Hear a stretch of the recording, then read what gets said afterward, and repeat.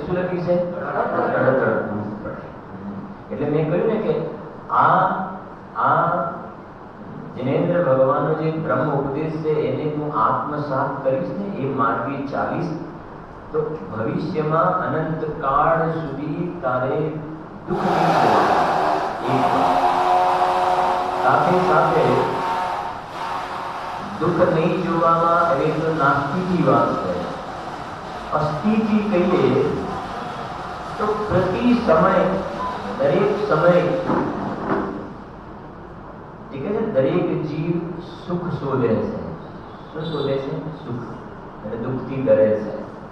તો દરેક સમયે તને અનંત આનંદ, અનંત સુખનું વેદન થશે. દુઃખ થશે નહીં અને સુખનું વેદન થશે. જેમ સમજો કે આ સ્વાધ્યાય ભવનમાં અંધારું હતું, વર્ષોથી અંધારું હતું, અને એક લાઈટ અહીંયા લગાવી દીધી અને એવી લગાવી કે 24 કલાક ચાલે, પછી ક્યારે એ બંધ ના થાય. તો પછી આ રૂમની અંદર અજવાળું ક્યાં સુધી રહેશે? હંમેશા રહેશે કે નહીં રહે? અંધારું ક્યારે નહીં આવે? એમ આ ધર્મોપદેશ એવો છે કે માર્ગ ઉપર ચાલે તો ભવિષ્યમાં ક્યારે તારે દુઃખ ન જોવામાં આવે અને અનંત કાળ સુધી તને સુખનું વેદન જોવામાં આવે. હા છે ભાઈ. જો સાંભળો હવે આગળ આપણા ભાવ બંધ આવ્યું 97 પેજ. બંધ હો કે ન હો, એટલે બંધ અવસ્થામાં કે મોક્ષ અવસ્થામાં સમસ્ત વિચિત્ર મૂર્ત દ્રવ્ય ઝાડ ને અનેકવિધ મૂર્ત દ્રવ્યોનો સમૂહ શુદ્ધ જીવના રૂપથી વ્યતિરિક્ત છે. એટલે જે શુદ્ધાત્મા છે એનાથી એ બધાનું સ્વરૂપ અલગ છે, અને શુદ્ધ આત્મા જે સમ્યક દર્શનનો વિષય એનું સ્વરૂપ અલગ છે. જો થોડી વચ્ચે મેં વાત કરી ને કે એક આ શરીર, મકાન શરીર, અને એના ઉપર રાગ થાય, બે વસ્તુ અલગ છે કે નથી? આ શરીર છે એ અજીવ તત્વ છે. કયું? અજીવ. આ મોબાઈલ કયું તત્વ છે? અજીવ છે. આ ઘડિયાળ અજીવ છે. હવે એના ઉપર રાગ થયો, આ શરીરને સાચવવાનો રાગ એ આશ્રવ તત્વ છે. આ ઘડિયાળ પ્રત્યેનો રાગ, મોબાઈલ પ્રત્યેનો રાગ એ અજીવ તત્વ છે. આ મોબાઈલ કોઈને આપી દીધો અને આપણે બીજો લાવે તો પછી આ મોબાઈલ ઉપર આ મોબાઈલ રહ્યો કે ના રહ્યો? બીજાને આપી દીધો તો મોબાઈલ રહ્યો કે ના રહ્યો? પણ એના ઉપરનો રાગ નીકળી ગયો. પછી મોબાઈલ કોઈને આપ્યો એનો બીજા દિવસે પાણીમાં પડી ગયો, કેટલું દુઃખ થશે બોલો? નહીં થાય ને? કેમ કે એના પ્રત્યેનો રાગ નીકળી ગયો. સમજાય છે કે નથી? એવી રીતે સમજો, આ શરીર છે, મકાન છે, એ અજીવ તત્વ, અને એના ઉપરનો શું? રાગ, એ આશ્રવ તત્વ. હવે અહીંયા કહે છે આ પોતાનો જે શુદ્ધ આત્મા છે એ આ શરીરથી પણ જુદો છે, અને શરીર ઉપર રાગ થાય, પરિવાર ઉપર રાગ થાય, એ વખતની વાત છે. એ વખતે પણ બંધ અવસ્થા હો કે મોક્ષ અવસ્થા હો, એ વખતે પણ મારો સમ્યક દર્શનનો વિષય તો એવો એવો રહ્યો છે. એમાં કોઈ જાતિનું ઇન્ફેક્શન લાગતું નથી.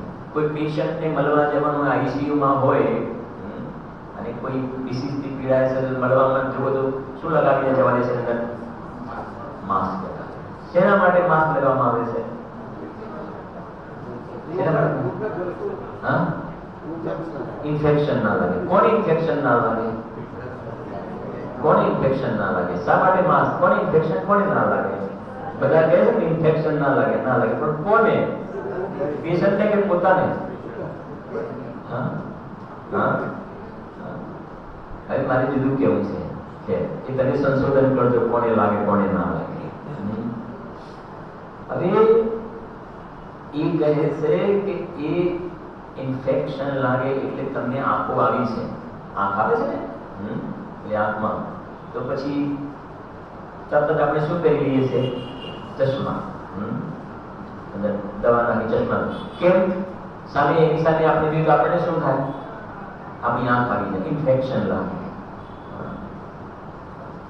હવે વાત એ છે કે તમારી આંખની સામે મેં જોઈને મને ઇન્ફેક્શન અહીંયા લાગ્યું શરીરમાં, તમને ઉધરસ છે અને ખાંસી આવી અને હું તમારી જોડે છું અને મને ઇન્ફેક્શન લાગીને મને ખાંસી થઈ ગઈ. તો પ્રશ્ન એ છે કે જે ખાંસી થઈ, આંખમાં રોગ થયો, એ શુદ્ધ આત્મામાં થયો કે ના થયો? કારણ પરમાત્મામાં. એને ઇન્ફેક્શન લાગે ના લાગે, વાત સમજે?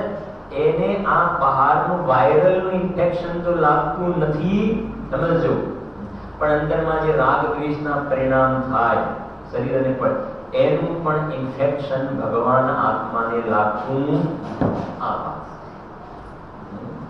આ છે જેને ભગવાનની આપણા ઉપર કૃપા. એ બંધ અવસ્થા હો કે મોક્ષ અવસ્થા હો. ફરી દ્રષ્ટાંત આપણે રિપીટ કરીએ છીએ, સમજો, થોડું આગળ વધારીને કે દીપાવલીના દિવસે ભગવાનના મહાવીર ભગવાનના નિર્વાણ કલ્યાણકના દિવસે સવારે આપણે શું ચડાવીએ છીએ? નિર્વાણ કાળ. શું લાવીએ એના પર શું પ્રોસીજર કરીએ છીએ? નાળિયેરનો ગોળો લાવીએ છીએ અને પછી ઉપરથી શું કરીએ છીએ? ઉપરથી રાતળ જે છે લાલી ખાડી નાખીએ છીએ. હવે મારો તમને પ્રશ્ન એ છે કે એક રાતળ ઉપરની કાઢીને સફેદ ગોળો અહીંયા મૂકેલો છે મેં, અને એક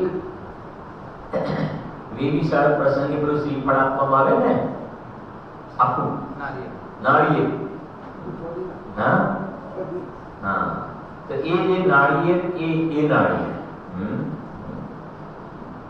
નાળિયેરની અંદરનો જે ગોળો અને આ જે છે એ બહારનો ગોળો, નિર્વાણ કલ્યાણ પછી આ જે નિર્વાણ કલ્યાણ વખતે ઉપરથી બધું આવરણ દૂર કરેલું છે એ તો શુદ્ધ જ છે, એ શુદ્ધ છે. પણ પેલો નાળિયેર આખું જે આપવામાં આવે છે એની અંદરનો પેલો સફેદ ગોળો છે એ વખતે ઉપરના છોતરાથી જુદો છે કે નહીં? અચ્છા, અંદરની જે કાચલી છે એનાથી જુદો છે કે નહીં સફેદ પાર્ટ? અચ્છા, અને એ કાચલીને તોડ્યા પછી અંદર જોવામાં આવે તો એ ઉપરનો ભાગ લાલ કલર છે. એ લાલને હટાવવામાં આવે ન જોઈએ તો એ વખતે અંદરનો સફેદ મટીરીયલ છે, શ્વેત અને મીઠાશ વાળો ગોળો એ વખતે અંદર છૂટો છે કે નહીં? છે ને, છૂટો. કે એ વખતે એ બધાનું એટેચમેન્ટ છે ને કે ના? ખ્યાલ આવે છે કે નહીં? એટલે અહીંયા એ કહેવાય કે જે સિદ્ધ ભગવાન છે ને, સિદ્ધ ભગવાન એ નિર્વાણ કલ્યાણકના દિવસે આપણે એ ઉપરનું આવરણ હટાવીએ છીએ ને તો એના પ્રતીકના રૂપમાં છે, સિદ્ધ ભગવાનના પ્રતીકનું રૂપ છે.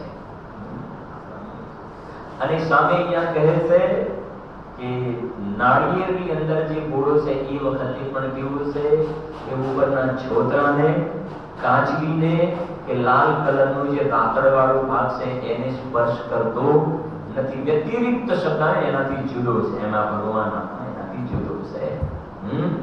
જો શું કહે છે? શુદ્ધ જીવના રૂપથી વ્યતિરિક્ત એટલે જુદો છે. જેમ આપણે ક્યારે કહીએ છીએ ને કે ગળામાં બહુ તકલીફ થઈ ગઈ હોય, 3-4 ડોક્ટરને બતાવીએ, પછી કેન્સરની હોસ્પિટલમાં લઈ જાય, પછી સીધા નમોકાર મંત્ર ગાવાના શરૂ થઈ જાય. હોસ્પિટલમાં બોર્ડ છે નમો રંતાળ નમો સીતારામ નમો રંતાળ નમો નમો નમો, કેન્સર ના નીકળે તો સારું, નમો રંતાળ નમો સીતારામ, કેન્સર ના નીકળે તો સારું. ખ્યાલ આવે છે કે નહીં? સારું થઈ જાય કે ના થઈ જાય? એ વખતે કોઈને ના કહો કે નમોકાર મંત્રનું સ્મરણ, બપોરે કરે નમોકાર મંત્રનું સ્મરણ. અત્યારે તો સવારે ઉઠીને કે રાત્રે સુતી વખતે પણ કદાચ નમોકાર મંત્ર બોલતો હશે કે નહીં ખબર નહીં. બપોરનું તો વળી કહેવાય જ કેવી રીતે, પણ એ વખતે બપોરે પણ બોલતો થઈ જાય ને નમો રંતાળ નમો રંતાળ નમો રંતાળ. ચેકઅપ કર્યા પછી ડોક્ટર કે કાંઈ નથી, ચિંતા નહીં કરો, કેન્સર જેવું કાંઈ છે નહીં, થોડુંક સાધારણ ઇન્ફેક્શન લાગી હોય, તકલીફ છે, આ 2 દિવસ દવા લેજો, 2 દિવસ જરૂર પડે, બાકી તો તમારે આ 2-3 દવાથી સારું થઈ જશે. બોલો શું થાય અંદરમાં? પ્રસન્ન થઈ જાય, કેન્સર નથી. એવી રીતે જીનેન્દ્ર ભગવાન આ રોદણા રોવે છે કે હું મનુષ્ય છું, હું રાગી છું, હું દ્વેષી છું, મને આનું ટેન્શન, આની ચિંતા,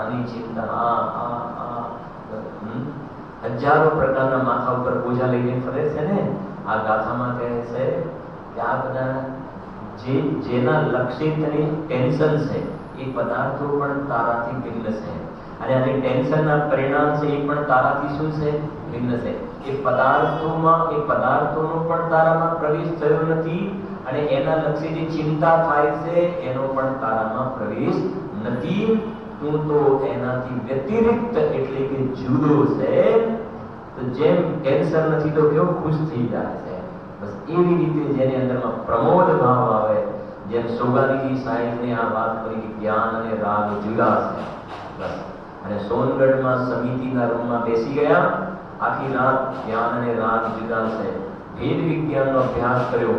સવાર પડતા પડતા તો પોતાના કારણ પરમાત્માને જોઈ લીધું, સમ્યક દર્શન પ્રાપ્ત કરી લીધું. અને પૂજ્ય ગુરુદેવજી કેટલી વાર કહ્યું, અમે ભગવાન બનીશું એના પહેલા એ ભગવાન બનવા. આપણા જેવા ગ્રહસ્થ ચલાવે છે કે નહીં, લગ્ન કરેલા દીકરા વગેરે 3 કે 4 તો દીકરા પણ એ પોતાનું કામ કરીને ચાલે ગયા. હા, સમજાય છે.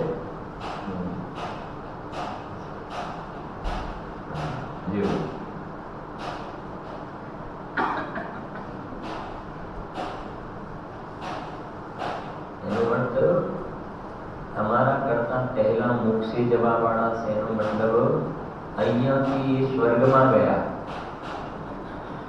સોગાજી સાહેબ અહીંયાથી સ્વર્ગમાં ગયા, અને ત્યાંથી આવીને અહીંયાથી કેવલ જ્ઞાન પ્રગટ કરીને મોક્ષે ચાલ્યા. સમજાય છે કે નહીં? કે ચોથા હવે તો ગુરુદેવશ્રીનો મોક્ષ છે, અને ગુરુદેવશ્રી અમારા કરતા પહેલા જવા વાળા છે. સમજી ગયા કે નહીં? કે તમે એક ભાવ વધારે માનશો તો 4 ભાવ થઈ જશે સીધા. મનુષ્ય દેવ, દેવમાંથી આવીને મનુષ્ય, ફરી દેવ ને ફરી મનુષ્ય, 4 થઈ જશે. એવી જ વાત શ્રીમદજીની, જ્યાં સુધી એક દેહ ધારીને સ્વરૂપ સ્વદેશ રે, અહીંયાથી સ્વર્ગમાં ગયા, ત્યાંથી આવી મુનિ દીક્ષા અંગીકાર કરી મોક્ષમાં ચાલે ભગવાન બની જશે. અને એ બતાવે છે કે તું પણ આવી રીતે તારા નિજ ભગવાન આત્માની આરાધના કરે તો તું પણ મોક્ષે જઈ શકે છે. આના માટે કોઈને પ્રતિબંધ નથી કે ભાઈ નહીં, તમને નહીં, તમને નહીં, તમને નહીં, તમને નહીં, એવું નહીં. જે પોતાના ભગવાન આત્માની આરાધના કરે, प्रभु मेरे मंडप में आओ है आज मुक्ति का जो बंद हो के न हो पा समस्त विचित्र मूर्त द्रव्य जाड़ शुद्ध जीवना रूप थी व्यतिरुक्त से, क्योंकि शुद्ध चेतना सिंधु हमारो रूप है. एम जिन देवनु शुद्ध वचन बुद्ध पुरुषों ने કહે છે. जिन દેવનું કેવું વચન? શુદ્ધ વચન. અશુદ્ધાત્માને બતાવવા વાળું વચન છે ને, એ શુદ્ધ વચન બુદ્ધ પુરુષને કહે છે. સમજદાર ડાયા પુરુષને આ વાત કહેવામાં આવે છે. આ ભુવન વિદિતને એટલે આ જગત પ્રસિદ્ધ સત્યને, આ પરમ સત્ય વાત છે, તું માને કે ના માને.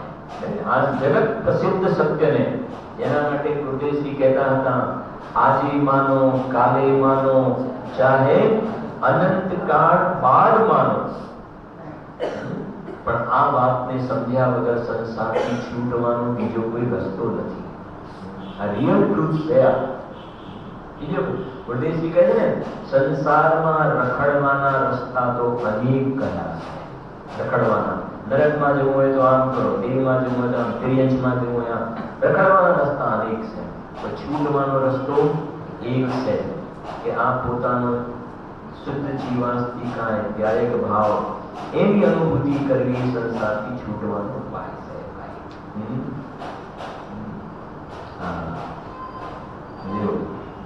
બાકી જેમ અત્યારે આપણે એકદમ અત્યારે કોઈ તકલીફ નથી, શાંતિથી બેઠા છીએ ને, પણ એની ઘેર જતા જતા એવા પ્રકારની કંઈક એવી સ્થિતિ થઈ જાય કે બધા ઇક્વેશન બદલાઈ જાય, બધા સમીકરણ ચેન્જ થઈ જાય. ઘણા હજારો દ્રષ્ટાંતો છે, પણ એકાદ કઈ આગળ વધવું છે એવા કેટલાય દ્રષ્ટાંતો, એમાં આપણો સમય ઘણો જતો રહે છે. હમણાં તે મુંબઈ જવાનું થયું કે સાંજે આમ જતા હતા એને થોડા ચાલવા માટે, તો એક ભાઈ બાઈક લઈને આવતા હશે અને કંઈક ગમે તે કંઈક રોંગ વે હશે કે ગમે તે, તો પોલીસ વાળાને જોયા એકદમ એને યુટર્ન જેવું માન્યું, તો એ એકદમ સ્લીપ થઈ ગયું અને એ જે ભાઈ પડ્યો અને બાઈક તો માંડ એને ઊભું કર્યું, આ બધું પગમાંથી લોહી જતું હતું, આટલો પેન્ટ આખો પિંચરથી થોડો ઉપર નીચે બધો ફાટી ગયો. પોલીસ વાળા જે હતા ને એ એની સામે કશું ના જોયું, પેલો રિક્વેસ્ટ કરે આ તે બસ. જો અસાધારણ એક સેકન્ડમાં કે એને તરત જ પકડી બાઈક એક બાજુ મુકાવી દીધું અને પોલીસની સામે વાન હતી એમાં બેસાડી. ખ્યાલ આવે છે કે મને હવે અહીંયા વાગ્યું છે, લોહી નીકળે છે, કપડું ફાટી ગયું છે, એ બધું માનસિક ચિંતા. એક સેકન્ડ પહેલા જ્યારે એ વ્યક્તિ જતો હશે ને એ વખતના પરિણામ કેવા હશે, અને બીજા સમયમાં જુઓ તો સેકન્ડમાં તો ઘણા સમય નીકળી ગયા, એક ફટ થઈને આમ થઈ ગયું તરત જ બધી હવા નીકળી ગઈ. બસ એવી રીતે વર્તમાનમાં આપણા જે પુણ્યનો ઉદય છે ને સાતાનો ઉદય, ઘડીકમાં એની હવા નીકળી જશે. એટલે આ પુણ્યના ઉદયમાં આપણે ખરેખર કેવા પ્રકારનું જીવન વ્યતીત કરવું જોઈએ એ શીખવાનું છે. બાકી તો ગેમ તો પોતાના હાથમાં છે કે પોતાને નરકમાં લઈ જવો, એકેન્દ્રિયમાં લઈ જવો કે સિદ્ધાલયમાં લઈ જવો, એ પોતાને નિર્ણય કરવાનો છે. જો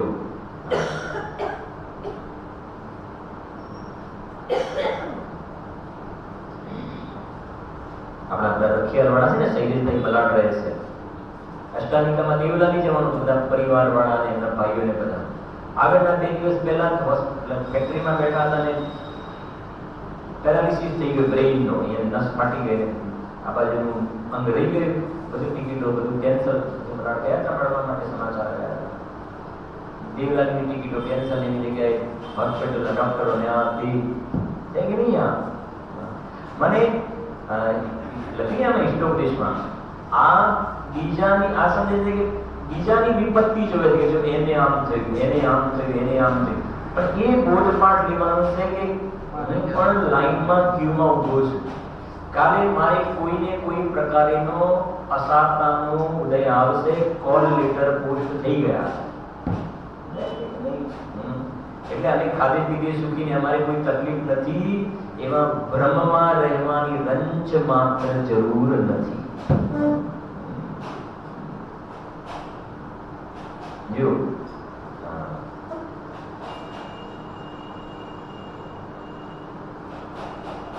એમ જીન દેવનું શુદ્ધ વચન બુદ્ધ પુરુષોને કહે છે, આ ભુવન વિદિતને એટલે આ જગત પ્રસિદ્ધ સત્યને હે ભવ્ય તું સદા જાણ. આ સત્ય મહાવ્રતના ધારી જેમને સત્ય બોલવાનો નિયમ છે, જૂઠું નહીં બોલવાનું, સત્ય બોલવાનો જેનો નિયમ છે, એવા વિતરાગી સંતોએ આ વાત કહી છે.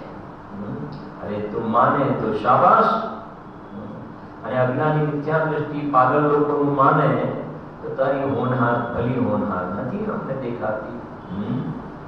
આગળ ગાથા આવે જો બહુ સુંદર ગાથાઓ છે કે 47 નંબરની ગાથા પ્રાકૃતમાં પાઠ કરીશું પહેલા ઉપર, સાથે બોલજો બધા, બરાબર? જેવું ભાવે એવું બોલજો, ધીરે ધીરે આવડશે. જારી સિયા સિદ્ધપાન ભવમલ્લિય જીવતારી સાહોતી જરમરણ જન્મ મુક્તા અર્થ ગુણાનંતિયા યાત શા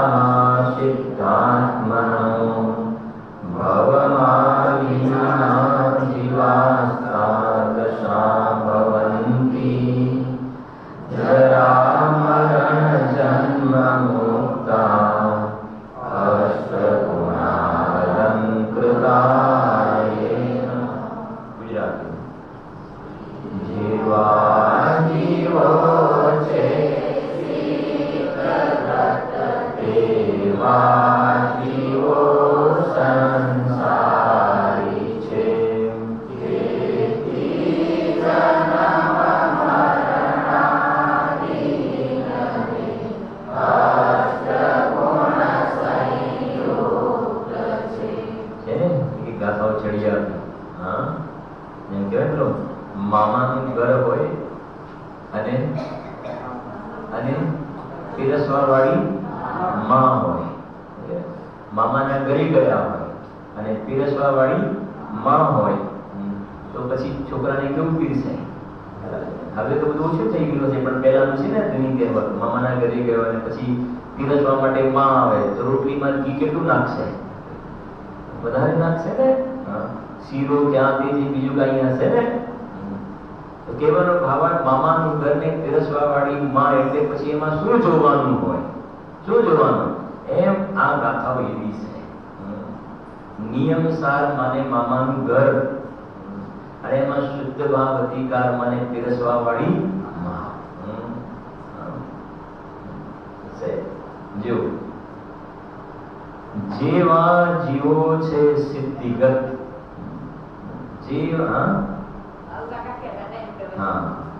જેવા જીવો છે સિદ્ધિગત, નીચે અન્વયાર્થમાં છે. જો યા દશા મને જેવા સિદ્ધાત્માના એટલે સિદ્ધ આત્માઓ છે, તા દશા એટલે તેવા કોણ?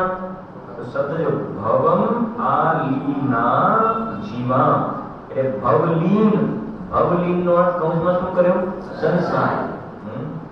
એક સિદ્ધ આત્મા અને બીજા એની સામે કોણ? કે ભવમાં જે લીન છે એટલે સંસારી જીવો છે, ભવંતી છે. જેવા સિદ્ધાત્માઓ છે તેવા સંસારી જીવો છે.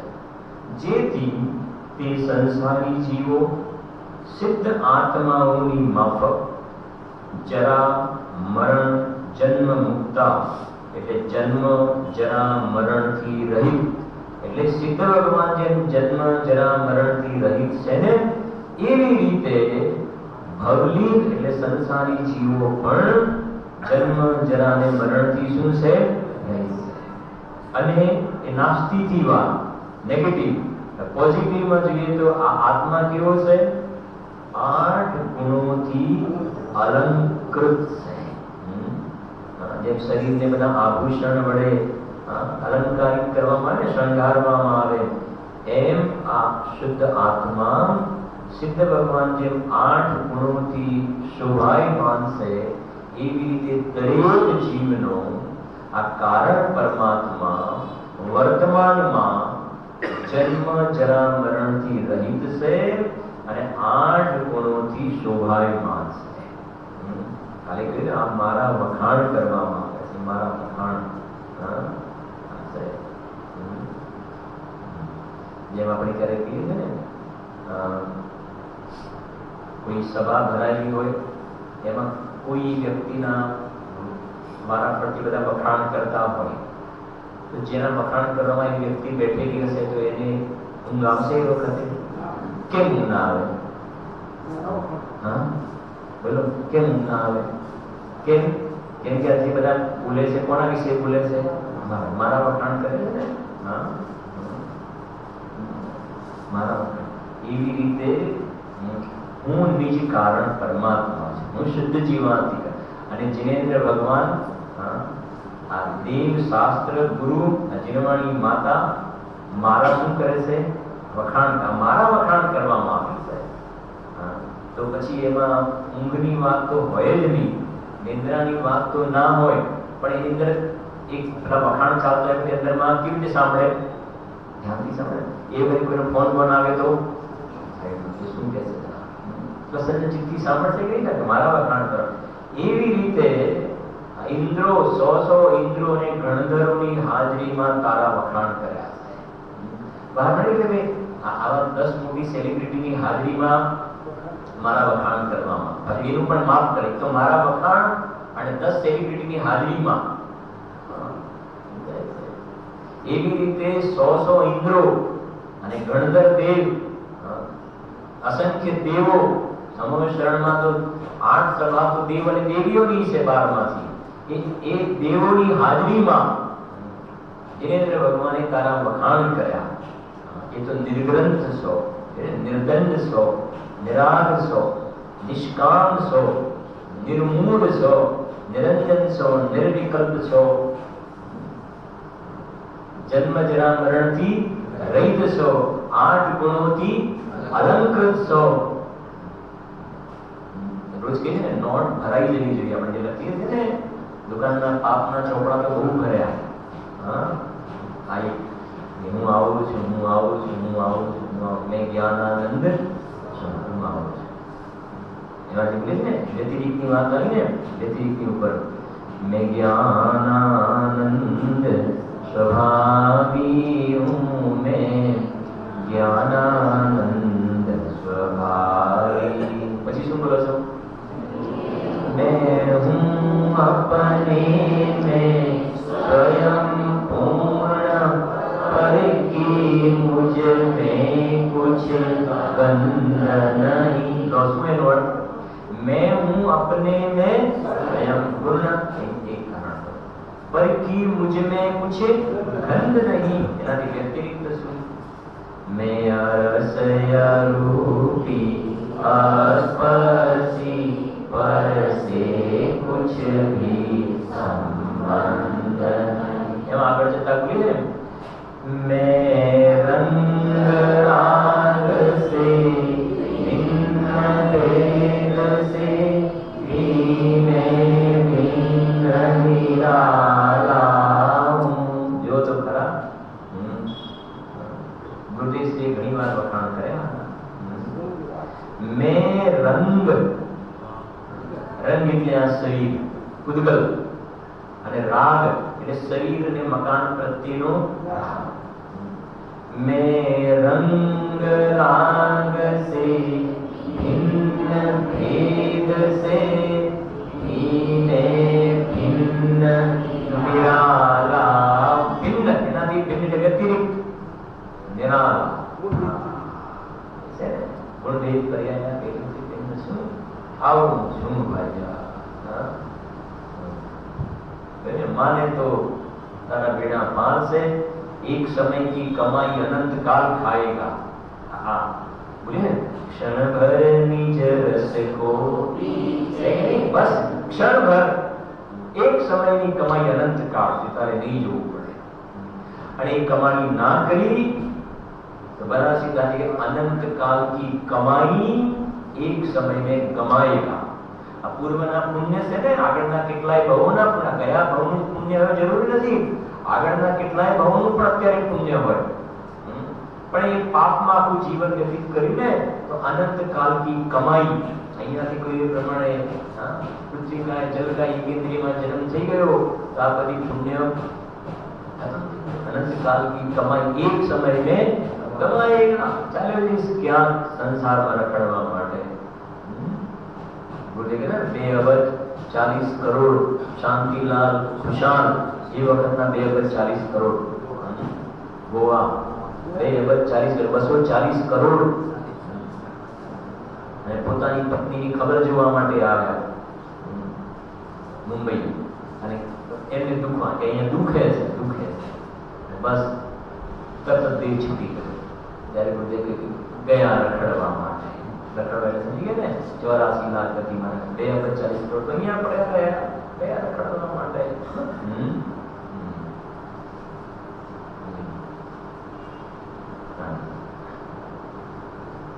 એટલે આપણે બોલીએ, તન ધન કો સાથી સમજાતા પરિયે છોડ. જો વાંચીએ ટીકા. શુદ્ધ દ્રવ્યાર્થિક નયના અભિપ્રાયે, આવી ને શુદ્ધ નયથી જોવામાં આવે. શુદ્ધ દ્રવ્યાર્થિક નયના અભિપ્રાયે એટલે જે ત્રિકાલી શુદ્ધ દ્રવ્ય જેનું પ્રયોજન છે, એને જે વિષય બનાવે છે એ અપેક્ષાએ શુદ્ધ દ્રવ્યાર્થિક નયના અભિપ્રાયે સંસારી જીવોમાં અને મુક્ત જીવોમાં તફાવત નહીં હોવાનું આ કથન છે. અપેક્ષા સમજવી. શુદ્ધ દ્રવ્યાંતિક નહીં અપેક્ષાએ સંસારી જીવ અને સિદ્ધ ભગવાનમાં કોઈ ફરક નથી. પર્યાય અપેક્ષાએ ફરક છે.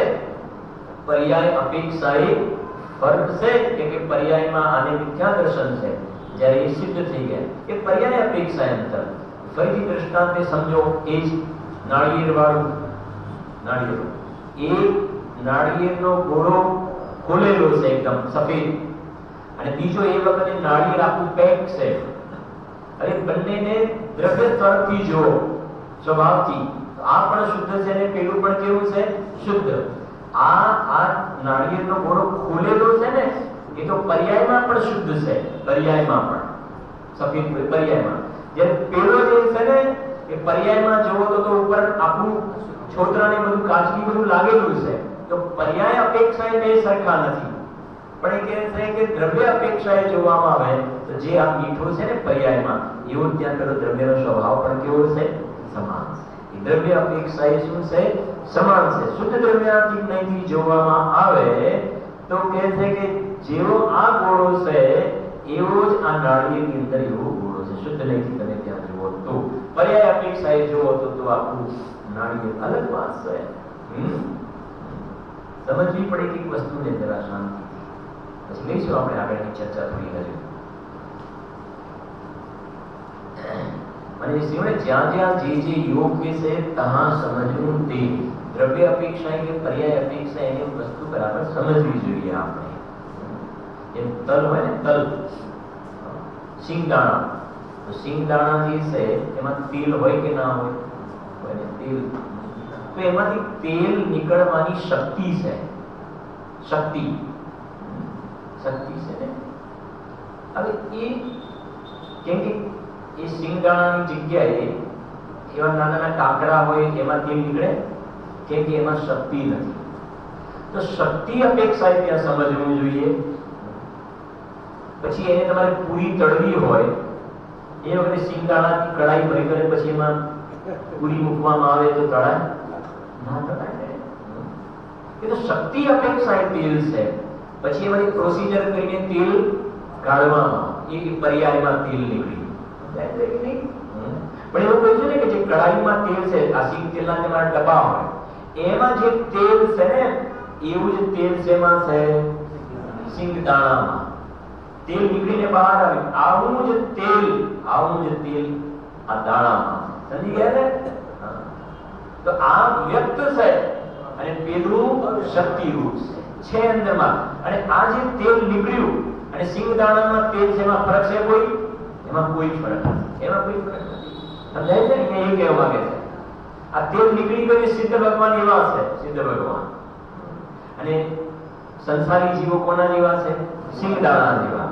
એટલે સરળ સિંગદાણા જેવા.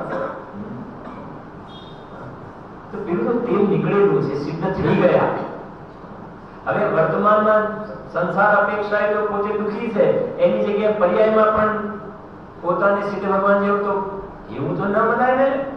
એટલે જે કહ્યું પ્રમાણે કે કડાઈમાં સિંગદાણાનું કોણે તેલ પૂરી તળો તો નહીં તળાય.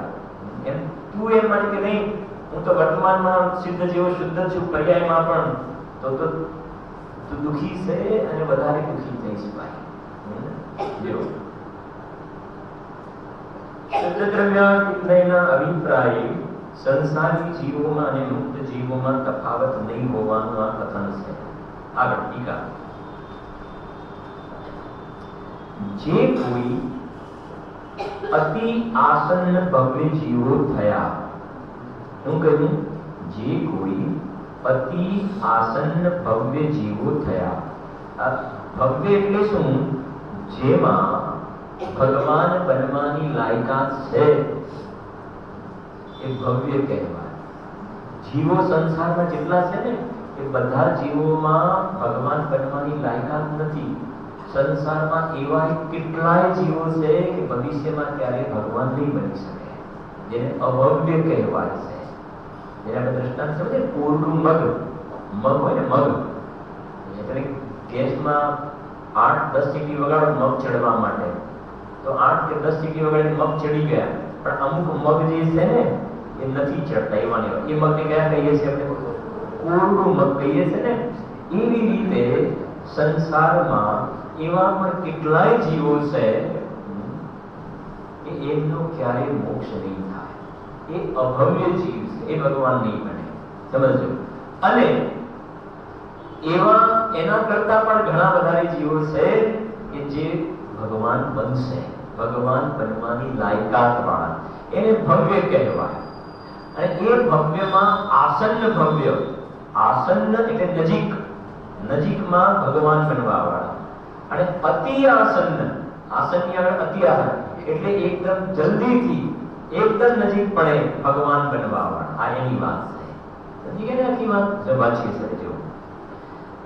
જે કોઈ, હવે વાંચો શું લખ્યું છે? અતિ આસન્ન ભવ્ય જીવો થયા. અતિ આસન્ન ભવ્ય, ભવ્ય એટલે મોક્ષમાં જવાની લાયકાત વાળા, આસન્ન એટલે નજીકમાં, અને અતિ એટલે અત્યંત નજીકમાં મોક્ષે જવા વાળા જે જીવો થયા. જે કોઈ અતિ આસન્ન ભવ્ય જીવો થયા તેઓ પૂર્વે સંસાર અવસ્થામાં, પૂર્વની વાત કરે છે હવે, એ સિદ્ધ થયા ને એ પહેલાની વાત કરે છે. સંસાર અવસ્થામાં જે કોઈ અતિ આસન્ન ભવ્ય જીવો થયા તેઓ પૂર્વે સંસાર અવસ્થામાં, અને એ જે સિદ્ધ ભગવાન જે છે પહેલા સંસારમાં હતા ને એ વખતે સ્થિતિ વાત કરે છે. પૂર્વે સંસાર અવસ્થામાં સંસાર ક્લેશથી શું લખ્યું છે? થાકેલા ચિત્ત વાળા થયા થકા. આ બધા બેરોમીટર છે, માપદંડ છે કે જે પણ સિદ્ધ થયા છે, અત્યારે જે સિદ્ધ થઈ ગયા છે ને એમનું પૂર્વની ફાઇલ ખોલો, પાસ્ટ, એમનું ભૂતકાળ જોવામાં આવે તો સંસાર દશામાં જ્યારે હતા ને ત્યારે સંસાર દશામાં કેવા હતા, એમને મજા આવતી હતી સંસારમાં? બોલો. લાડી વાડી ગાડી 5 જેના વિષય ભોગની સામગ્રી આ તે બધું, એમાં મજા આવતી હતી કે ના? એ પૂર્વે સંસાર અવસ્થામાં શું લખ્યું છે? સંસાર ક્લેશથી થાકેલા ચિત્ત વાળા થયા થકા. એમને ભગવાન નથી બની ગયા. એ ભગવાન બન્યા એ પહેલા સંસાર અવસ્થામાં એમને સંસારનો ખૂબ થાક લાગ્યો.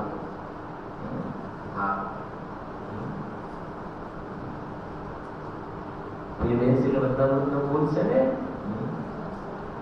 जो સંસારથી ખરેખરા થાકેલાને જ સમ્યક દર્શન થાય છે. બહુ સરસ બોલ છે. સંસારથી ખરેખરા થાકેલાને સમ્યક દર્શન થાય છે. આપણે બીમાર પડી ગયા હોય, અઠવાડિયા સુધી સારું ના થાય, પછી ડોક્ટર બદલ્યા તો એ સારું ના થાય, પછી ડોક્ટર બદલ્યા, 2 મહિના 3 મહિના બીમારી લંબાઈ, તો પછી શું થાય? થાકી ગયા. એ થાકે ને ઘરવાળા પણ થાકે. આ ડોક્ટર ને 20 દિવસ 25 દિવસ મહિનો તો હોસ્પિટલમાં રહ્યા, પછી બીજે ને ત્રીજે ને થાકી ગયા. આજ કરતા 6 મહિના થઈ ગયા. મારો પ્રશ્ન એ છે કે એ બોલે છે થાકી ગયા. હવે બીજી વાત, એને પુણ્યનો ઉદય બધી વાતે બધું સારું સારું બધું બહારમાં જે કહેવાય એ વખતે એક વખતે બોલે છે કે થાકી ગયા. એમાં તો હજુ વધે કે નહીં? તો એ કહે છે કે સંસારથી નથી થાક્યો. એ થાક્યો તો છે પણ પાપના ઉદયથી થાક્યો છે. સમજાય પડે ને? પાપના ઉદયથી થાક્યો છે. પુણ્યનો ઉદય હોય તો એને 4 દીકરા હોય, 4 દીકરાને ભોગવું અને બધાનું આમ બધું, પછી 10 ઘરમાં 10 ગાડીઓ હોય, બીજું ત્રીજું આમ પૈસાની રેલમ છે, નોકર ચાકર આ તે, કોઈ વાતની બહારમાં કમી ના હોય તો એને ધર્મની વાત પણ ગમે નહીં. એનો અર્થ સંસારથી એને થાક નથી લાગતો. અહીંયા તો સંસાર એટલે જે પોતાની પર્યાયમાં રાગ દ્વેષ શુભ ને અશુભ જે કોઈ ભાવ થાય છે ને એનો જેને થાક લાગે એનું નામ એટલે સંસારથી ખરેખરા થાકેલા. આ વચનામૃતમાં બોલ છે 216 નંબરના. આપણી પાસે સમય નથી, વાંચજો તમે. એક લીટી વાંચી લો છો ખાલી છે તો 20 લાઈન છે, નથી વાંચતો એ તમારું હોમવર્ક સમજજો. કાલે રવિવાર છે, વાંચજો આજે. સંસારથી ખરેખરા થાકેલાને જ સમ્યક દર્શન પ્રગટ થાય છે. અહીંયાથી ઘરે ગયા અને સીડી ટીવી કઈ એપિસોડ કઈ ચેનલ આ તે તો ક્યાં થાક લાગ્યો છે? એ તો જોવાની શું મજા પડે છે. હા ચાલે ને, દ્રષ્ટાંત છે આ. બહારમાં યાત્રાનો પ્રોગ્રામ હોય ને, પણ એમાં વચ્ચે કે ફરવાના પ્લેસ આવતા હોય અને એ ડિડક્ટ કરવામાં આવે કે ભાઈ આપણે વચ્ચે એ ફરવાના પ્લેસ આવે છે કાઢી નાખો સીધી આગળ, તો અંદર 10 જણ ઉભા થઈ જાય. નહીં વચ્ચે આવે છે ને છોકરાઓને પાનું કોને પડે? છોકરાઓ ક્યારે જોયો? છોકરાઓ ક્યારે જોવે? એને રાખો. આ એક્ઝામ્પલ તમને સમજાવું છું. અને જેટલા સિદ્ધ ક્ષેત્ર તીર્થ ક્ષેત્રો આવવાના હોય ને એનો જે રસ હોય એના કરતા પછી જે વચ્ચે ઇન બિટવીન જે ફરવાના સ્થળો આવવાના હોય એ આવવાના હોય એનો જે રસ અંદરમાં પહેલેથી જે તૈયાર થઈ જાય કે ફરવાના સ્થળ આવે કદી કપડા આવા પહેરવાના, બધું પ્લાનિંગ હોય પહેલેથી. એ વખતના બધા કપડા બદલાઈ જાય, પહેરવેશ બદલાઈ જાય, બીજું બધું ચેન્જ થઈ જાય. ક્યાં થાક લાગે છે આને સંસારથી? સમજણ પડે છે? એટલે મને કાલે પણ કહ્યું ને, આ સમ્યક દર્શન આ બીજ કારણ પરમાત્માની અનુભૂતિ ના થાય એમ નથી. કેમ કે 7મી નરકમાં નારકી છે ને, 7મી નરકમાં નારકી એ ત્યાં જઈ અને સમ્યક દર્શન પ્રગટ કરવા વાળા 2-4 નહીં અસંખ્ય નારકીઓ ત્યાં જઈને સમ્યક દર્શન કરે છે. અઢી દ્વીપની બહાર અસંખ્ય ત્રિયંચો છે, વાઘ સિંહ વગેરે, એ સમ્યક દર્શન પ્રગટ કરે છે. આ કારણ પરમાત્મા અનુભવ તો ના થાય એવું નથી, થઈ શકે છે. પણ તું આમ હરતા ફરતા મોજ મજા કરતા ને થોડું સાંભળી લેવાથી સમ્યક દર્શન થઈ જાય તો એવા નાના છોકરાના ખેલ નથી. એ વાત પણ બરાબર કાન ખોલીને સાંભળી લેજે. એના માટે તારે જેટલું કારણ આપવું જોઈએ એટલું કારણ નહીં આપે. એને પ્રાપ્ત કરવાની જેટલી ગરજ હોવી જોઈએ એટલી ગરજ ઊભી નહીં થાય તો એની પ્રાપ્તિ નહીં થાય. એ વાત પણ બરાબર સમજી લેજે. થાક લાગે. શબ્દ કેવો સરસ લખ્યો છે. પૂર્વે સંસાર અવસ્થામાં સંસાર ક્લેશથી શું લખ્યું છે? વાંચો. સંસાર ક્લેશથી શું લખ્યું છે? થાકેલા ચિત્તવાળા. મને પુણ્યનો ઉદય હોય તો એ કહે છે મારા ભોગવ્યા વગર નિર્જરી જાઓ. ચક્રવર્તીને 96,000 રાણીઓ હોય છે. ક્યારેક કેટલી વાર આપણે કહીએ 96,000 રાણી ચક્રવર્તી, 6 ખંડનો રાજા. અને દરેક રાણી કેવી એ કોઈ કમ્પ્લેન નહીં. કહીએ છે ને આપણે આજે માથામાં દુખાય છે ને પેટમાં દુખાય છે ને આજે કમરમાં દુખાય છે ને ઢીંચણ દુખાય છે, આજે આ ડોક્ટરને બતાવો. એવી કમ્પ્લેન એવું ચક્રવર્તીનું હલકું પુણ્ય નથી હોતું. એની રાણીઓને હવે જો પાર જ ના આવે 96,000 માંથી એને તો હોસ્પિટલમાં જ લેવું પડે પછી. સમજાય છે કે નહીં? એવું હલકું પુણ્ય નથી હોતું ચક્રવર્તી. અને ચક્રવર્તીના જે મેનુ હોય છે ને, તારા લગ્નના પ્રસંગમાં તું જે બધા મેનુના લિસ્ટ બનાવે છે એનાથી પોતાને મોટો માને છે. ચક્રવર્તીના જે મેનુ હોય છે એનો જે ચક્રવર્તીના રસોઈયો જે હોય ને એ 365 રસોઈયા હોય છે. આજે એક રસોઈયાએ ચક્રવર્તીનું ભોજન બનાવ્યું ને પછી બાકીના 364 દિવસ સુધી અઢી દ્વીપની અંદર પરિભ્રમણ કરે છે અને 364 દિવસ સુધી રો મટીરીયલ તૈયાર કરે છે પછી એને નંબર આવશે બનાવવાનો, એ ભોજન તૈયાર. એવી જાતિના ચક્રવર્તીના ભોજન હોય છે. એ ચક્રવર્તી 32 કોળિયાનો આહાર લે, 32 કોળ. એ એક કોળિયો હોય ને, એ ચક્રવર્તીનું 96,000નું જે પાયદળ હોય સેના, એ કોળિયો પણ ના પચાવી શકે. એવી જાતિના ચક્રવર્તીના આહાર હોય છે. પણ અહીંયા એ કહે છે, એ સમ્યક્દૃષ્ટિ ચક્રવર્તી કહે છે કે અમે થાક્યા છીએ, અમને આનાથી થાક, અમને આમાં ગમતું નથી. ભરતજી કર્મે ઈ વૈરાગ, એમને નથી ગમતું. એ જાણે છે કે આ તો એંઠવાડ છે, આ 6 ખંડનું રાજ ઉચ્છિષ્ટ ભોજી, આ તો એંઠવાડ છે. કેમ? કેમ કે પૂર્વે આવા અનંત ચક્રવર્તી થઈ ગયા અને આ 6 ખંડને બધા ભોગવી અને છોડીને ગયા છે. ભોગવીને છોડીને ગયા છે ને. જેમ આપણે ભોજન કર્યું, ભોજન કરીને પછી વામિત થઈ ગઈ અને બહાર આવ્યું, અને પછી જે કૂતરા વગેરે હોય ને, એ જે વમન થાય ને શું કરશે? કૂતરા ભૂંડેને ખાય છે. એ તો એમ થઈને આપણે ખાધેલું છોડ્યું. એમ ચક્રવર્તી જ્ઞાની વિચાર કરે છે કે પૂર્વે ચક્રવર્તી આ ભોગવીને છોડીને ગયા હશે, એમાં એમને ગમતું. અમને તો અમારા નિજ કારણ પરમાત્માના આશ્રય જે આનંદનું, શાંતિનું, વિતરાગતાનું વેદન થાય છે ને, એની સામે આ બધું તો અમને ઝેર જેવું લાગે છે. ચક્રવર્તીની સંપદા અને ઇન્દ્ર સરીખા ભોગ, કાગ વિત્ત સંગીત હે સમ્યક દૃષ્ટિ.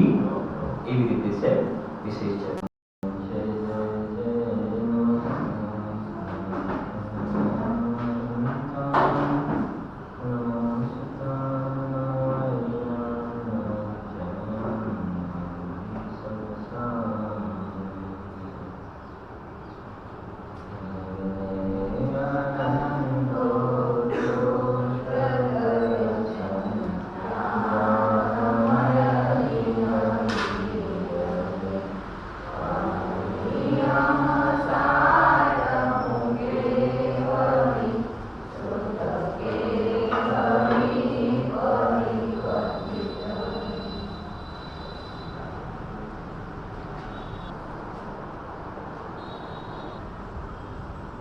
ભગવાન આચાર્યદેવ દ્વારા રચિત નિયમ સાર પરમાગમમાં શુદ્ધ ભાવ અધિકાર એટલે કે શુદ્ધ આત્માને બતાવવાનો અધિકાર. વ્યવહાર આત્માને નહીં, પર્યાયથી સહિત આત્માને નહીં, દ્રવ્ય કર્મ, ભાવ કર્મ, નો કર્મથી રહિત શુદ્ધ આત્મા છે, એને બતાવવા વાળો અધિકાર છે. જે સમયસાર પરમાગમમાં 5 નંબરની ગાથામાં જે પ્રતિજ્ઞા કરી અને 6 નંબરની ગાથામાં કહ્યું કે શુદ્ધ આત્મા કોણ છે કે જેનું સ્વરૂપ જાણવું જોઈએ, એ સમજાવે છે. અહીંયા જો 47 ગાથા છે,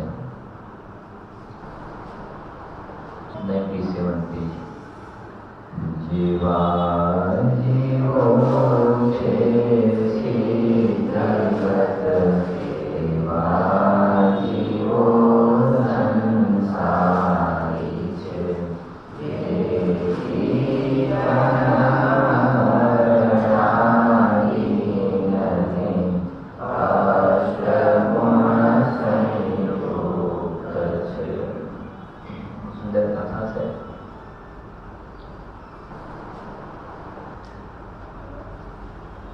જેવા જીવો છે સિદ્ધિગત, અને જેવા સિદ્ધ ભગવાન છે તેવા જીવો સંસારી છે. ભવમાં આલીન, ભવમાં ડૂબેલા સંસારી જીવો છે. અને માટે જેથી જન્મ મરણ આદિહીન રહિત અને અષ્ટ ગુણોથી સંયુક્ત છે. કેમ કે સંસારી જીવો સિદ્ધ જેવા છે એટલા માટે, કેમ કે સિદ્ધ ભગવાન જન્મ જરા મરણથી રહિત અને 8 ગુણોથી અલંકૃત હોય છે અને સંસારી જીવો પણ કોઈ અપેક્ષાએ સિદ્ધ જેવા છે. માટે સંસારી જીવમાં પણ જન્મ મરણ જનાથી રહિત પણ અને અષ્ટગુણોથી સંયુક્તપણું ઘટિત થાય છે. ટીકા આપણે કાલે શરૂ કરી હતી, સાંજે જોઈએ. શુદ્ધ દ્રવ્યાર્થિક નયના અભિપ્રાય તો સ્પષ્ટતા કરી. સિદ્ધ અને સંસારી બંને સમાન છે તો ચોપટ કરે છે કે શુદ્ધ દ્રવ્યાર્થિક નયના અભિપ્રાય સંસારી જીવોમાં અને મુક્ત જીવોમાં તફાવત નહીં હોવાનું આ કથન છે.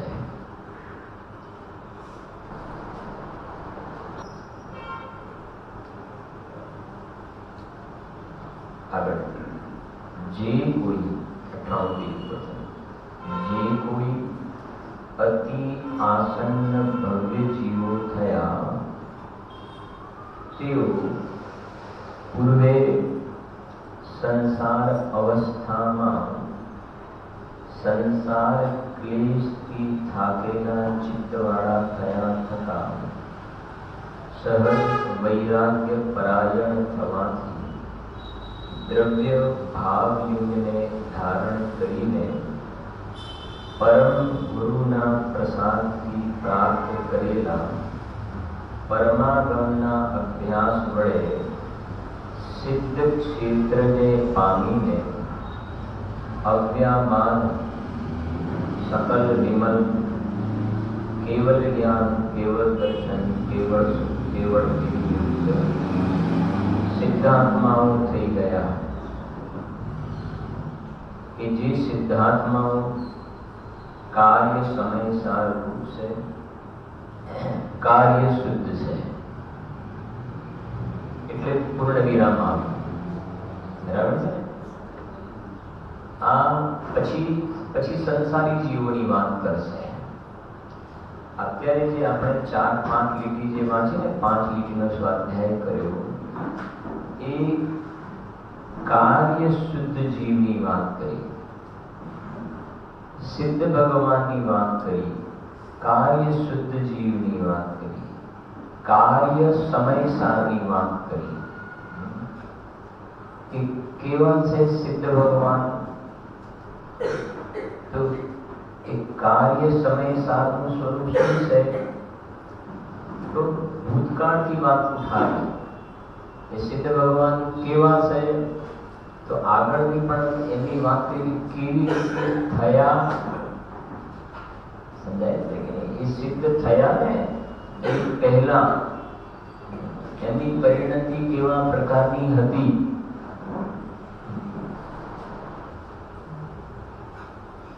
એમની દશામાં કેવા કેવા ભાવો થયા, એ કયા માર્ગ ઉપર પ્રસ્થાન કર્યું અને સિદ્ધ થયા. અને સિદ્ધ થયા એ વખતે એ સિદ્ધની પર્યાયમાં શેનું અસ્તિત્વ જોવામાં આવે છે. સિદ્ધ થયા તો શું થયું અને સિદ્ધ થયા તો કેવી રીતે થયા? બે વાત સમજાય છે કે નહીં? ફરીથી સમજો. સંસારી જીવોને સિદ્ધ ભગવાન સાથે સરખાવ્યા છે. સંસારી જીવોને, ભાવમાં લીન જીવોને સિદ્ધ ભગવાન સાથે સરખાવ્યા. હવે એ સિદ્ધ ભગવાન કેવી રીતે સિદ્ધ થયા? એક વાત. અને એ સિદ્ધ થયા એટલે શું થયું? બરાબર છે કે નહીં? તો જો બે લીટી આપણે થોડી થઈ હતી એને વાંચીને આગળ વધીશું. એક તો કેવી રીતે થયા? જે કોઈ અતિ આસન્ન ભવ્ય જીવો થયા, એનો અર્થ કર્યો હતો. ભવ્ય એટલે મોક્ષ પામવાની લાયકાતવાળા, આસન એટલે નજીકથી, અને અતિ આસન એટલે એકદમ નજીકમાં જે મોક્ષે જવાવાળા. જે કોઈ અતિ આસન્ન ભવ્ય જીવો થયા તેઓ પૂર્વે સંસાર અવસ્થામાં આજે સિદ્ધ થયા ને એમનો ભૂતકાળ જોવામાં આવે છે. થોડા પહેલાનો ભૂતકાળ. તેઓ પૂર્વે સંસાર અવસ્થામાં સંસાર ક્લેશથી થાકેલા ચિત્તવાળા થયા થકા. બહુ વજનદાર લીટી છે ને કે સંસાર અવસ્થામાં સંસાર ક્લેશથી થાકેલા ચિત્તવાળા થયા થકા. અને જ્યારે એની સંસાર દશા હતી ને એ વખતે પર્યાયમાં જે મોહ રાગ દ્વેષ એ સંસાર અવસ્થા, અને એ જે રાગ દ્વેષ કષાયો હતી ને એનાથી થાકેલા હતા. કાલે તરત આપણે પેટમાં બહુ દુખાતું હોય, માથું દુખાતું હોય, અઠવાડિયું 15 દિવસ મહિનો થાય તો થાકી જાય માણસ કે આ બીમારીથી અમે થાકી ગયા. અહીંયા કે છે કે જે આત્માની પર્યાયમાં શરીરમાં રોગ થાય એનાથી થાક્યો ને, કે રોજ ડોક્ટર જોડે ઇન્જેક્શન લેવા જવાનું. ડોક્ટરે કહ્યું તમારે 360 દિવસ સવાર સાંજ ઇન્જેક્શન જિંદગી સુધી લેવા પડશે. તો શું થાય? થાકી ગયા. ઇન્જેક્શન લઈ લઈને થાકી ગયા. આખા શરીરમાં પંચર થઈ ગયા, બધા થાકી ગયા. તો જેમ એનો થાક લાગે છે ને તો ડોક્ટરના ત્યાં જવાનું ગમતું નથી.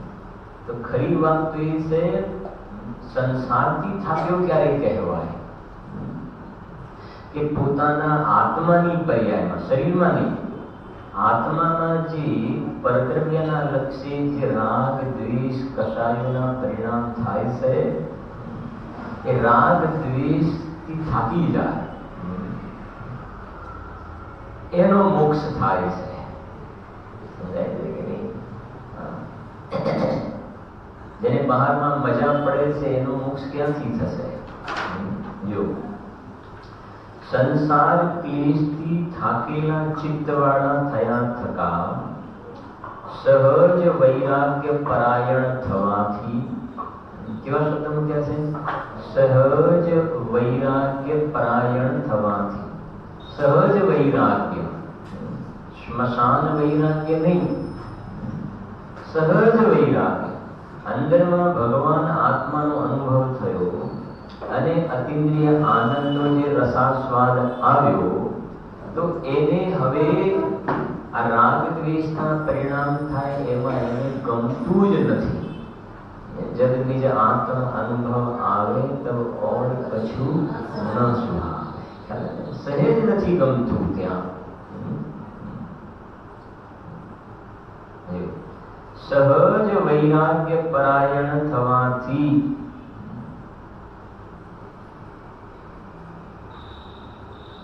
દ્રવ્ય ભાવ લિંગને ધારણ કરીને,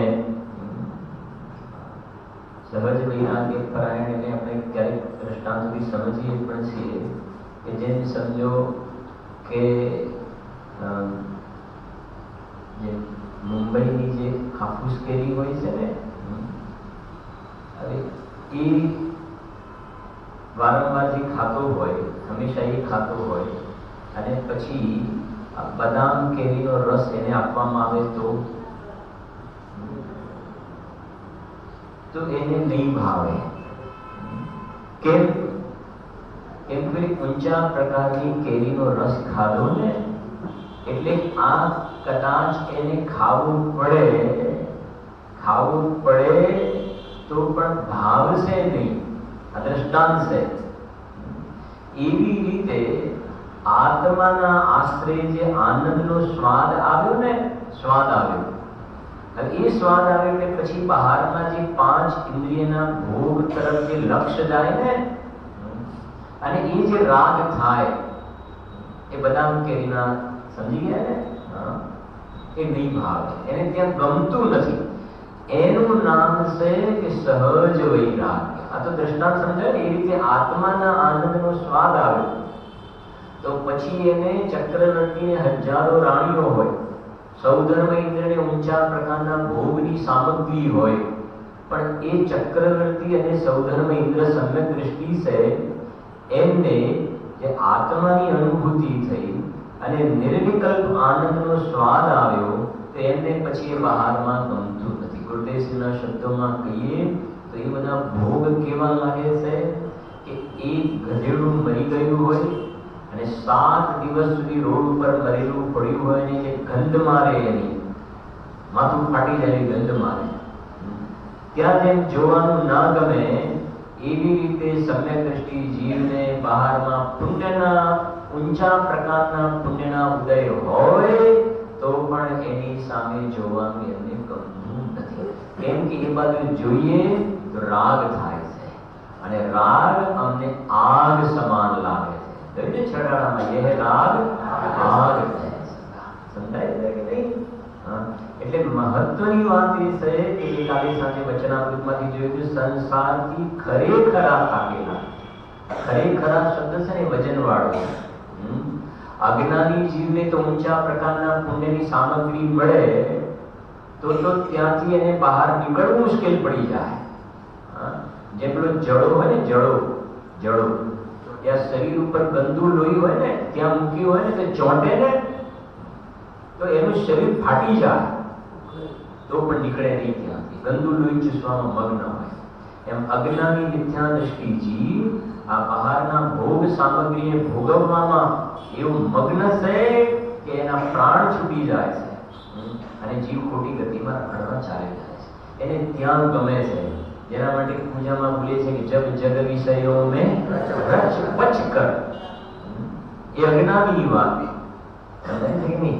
અને આત્માના આનંદનો જેને સ્વાદ આવ્યો એને આવા પ્રકારના ઉત્તમ પ્રકારની બહારમાં સામગ્રીઓ હોય છતાં પણ ત્યાં એને રંજ માત્ર પોસાતું નથી.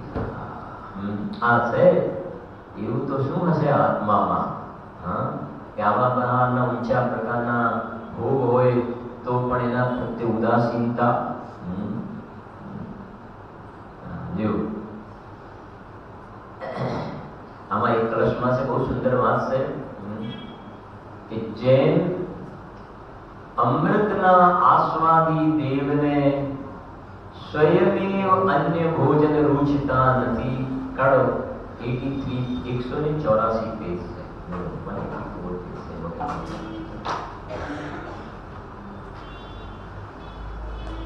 184 પેજ.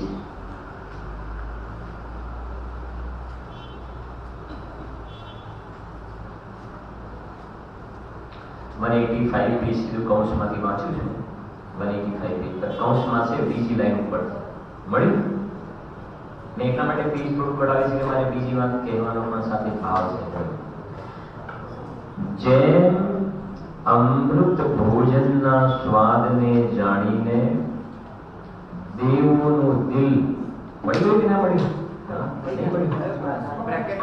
185 પેજ અને 98 નંબરની ગાથા છે. 98 ગાથા, 98 ગાથા. એમાં ગુજરાતીમાં ઉપરથી બીજું કૌંસમાં છે, જેમ કરીને કૌંસમાં લખેલું છે.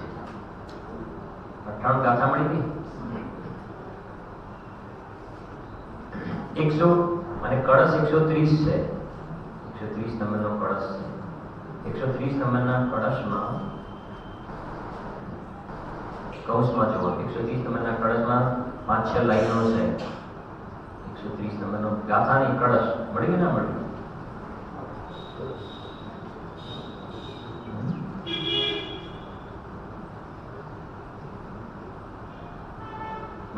જો જેમ ના મળ્યું તો સાંભળો. જો જેમ અમૃત ભોજનના સ્વાદને જાણીને દેવોનું દિલ અન્ય ભોજનમાં લાગતું નથી, તેમ જ્ઞાનાત્મક સૌખ્યને જાણીને અમારું દિલ તે સૌખ્યના નિદાન ચૈતન્ય માત્ર ચિંતામણી સિવાય બીજે ક્યાંય લાગતું નથી.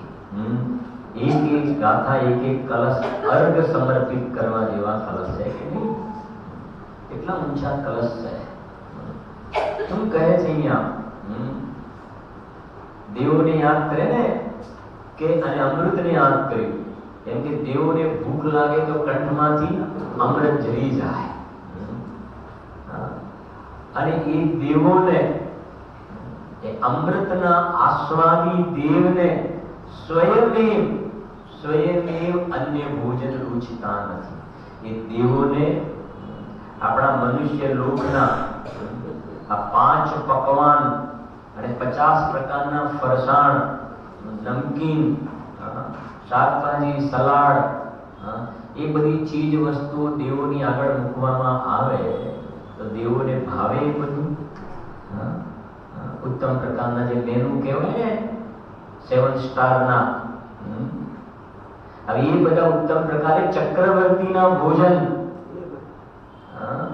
એ દેવની આગળ મૂકવામાં આવે તો કે છે કે એ કંઠમાંથી જે અમૃતનો સ્વાદ આવે છે ને એની સામે આ ભોજન તો તુચ્છ છે. એનો સ્વાદ, એ અમૃતના સ્વાદમાં આનો સ્વાદ નથી. એવી રીતે અહીંયા સંગમે સહજ વૈરાગ્ય પરાયણનો અર્થ કરી રહ્યા. સહજ વૈરાગ્ય, આત્માની અનુભૂતિ થઈને આનંદનો સ્વાદ આવ્યો. જેમ દેવોને અમૃતનો સ્વાદ આવે તો બીજા ભોજન ના છે, એવી રીતે આત્માના આનંદનો સ્વાદ આવ્યો. ફરીથી સમજો. દેવોને કંઠમાંથી અમૃત જરે પૂદગલ, અને બહારના ભોજન એને ગમતા નથી, એ પણ પૂદગલના સ્વાદની વાત કરી. એ થયું દ્રષ્ટાંત. હવે પરમાર્થ હવે એવી રીતે અતિન્દ્રિય આનંદનો સ્વાદ આવ્યો. પેલા અમૃતની સામે આ ચૈતન્ય અમૃતનો જેને સ્વાદ આવ્યો, અમૃતનો કુંભ કહ્યો ને સમયસાર મોક્ષ અધિકારમાં ભગવાન આત્માને અમૃત કુંભ કહ્યો. એ ચૈતન્ય અમૃતનો જેને સ્વાદ આવ્યો, બોલીએ છે ને, અંદર બહેતી અમૃત ધારા. કઈ ધારા? એ અમૃત ધારા કઈ દેવોના કંઠમાંથી ઝરે છે કે ના? એ અતિન્દ્રિય આનંદની ધારા, એ અમૃત ધારા. અને એ જે આત્માના આશ્રય જે અમૃતની ધારા પ્રગટ થઈ આનંદ આવે છે ને, એની સામે પરદ્રવ્યના લક્ષ્ય, પૂદગલનો સ્વાદ નથી લેવો, પરદ્રવ્યના લક્ષ્ય જે રાગ અને દ્વેષના પરિણામ થાય, રાગ દ્વેષના પરિણામ, એનો સ્વાદ એ આત્માના આશ્રય પ્રગટેલો અતિન્દ્રિય અમૃતનો સ્વાદ, એની સામે આ ઉત્તમ પ્રકારના બહારના ભોગ સામગ્રી એના લક્ષ્ય થવા વાળો રાગ, એ કહે છે સ્વયમેવ ત્યાં ગમતું નથી. આ છે કેટલી સરસ વાત લખી છે, સ્વયમેવ ગમતું નથી. અને થોડો વાત વિશેષ એટલા માટે કહેવાનો ભાવ આવ્યો કે ટોડરમલજી સાહેબે અને વાત કહી કે એકાદ વખતમાં કે મને ઘણી વખત પહેલા વિચારતો કે ટોડરમલજી સાહેબે આખા મોક્ષમાં પ્રકાશકમાં નિયમ સારનો આધાર કેમ નથી આપ્યો? શું એને નિયમ સાર વાંચવામાં નહીં આવ્યું હોય? શ્રીમદજીના હાથમાં તો નહોતું આવ્યું નિયમ સાર, આ ગ્રંથ જે વાંચીએ છીએ. પણ ટોડરમલજી સાહેબના હાથમાં એવો પ્રશ્ન થયો હતો. પછી શરૂઆતનો જ કેમ કે ક્યાંય નિયમ સારનો આધાર નથી જોવા મળતો મોક્ષમાં પ્રકાર. પંચાસ્તિકાયનો, સમયસારનો, અષ્ટપાવડનો, પ્રવચન સારના આધાર મળે છે. પણ જ્યાં શરૂઆતનો પહેલા અધિકારમાં ગ્રંથ કરતાનો આગમ અભ્યાસ, એમનો પોતાનો અભ્યાસ, એમાં એમને લખ્યું છે કે ટીકા સહિત નિયમ સાર, ગ્રંથ કરતાના આગમ અભ્યાસમાં. એટલે એનો અર્થ એ થયો કે એમને નિયમ સારનો સ્વાધ્યાય તો એને નિયમ સાર વાંચનમાં આવ્યું. પછી પ્રશ્ન એ થાય ને આપણને કે આધાર કેમ નહીં આપે? તો ટોડરમલજી સાહેબે 7મા અધિકારમાં એક લીટી લખી છે, જે આપણે મેં એટલા માટે થોડું વાંચીને એની સાથે સપોર્ટ કરતું હતું.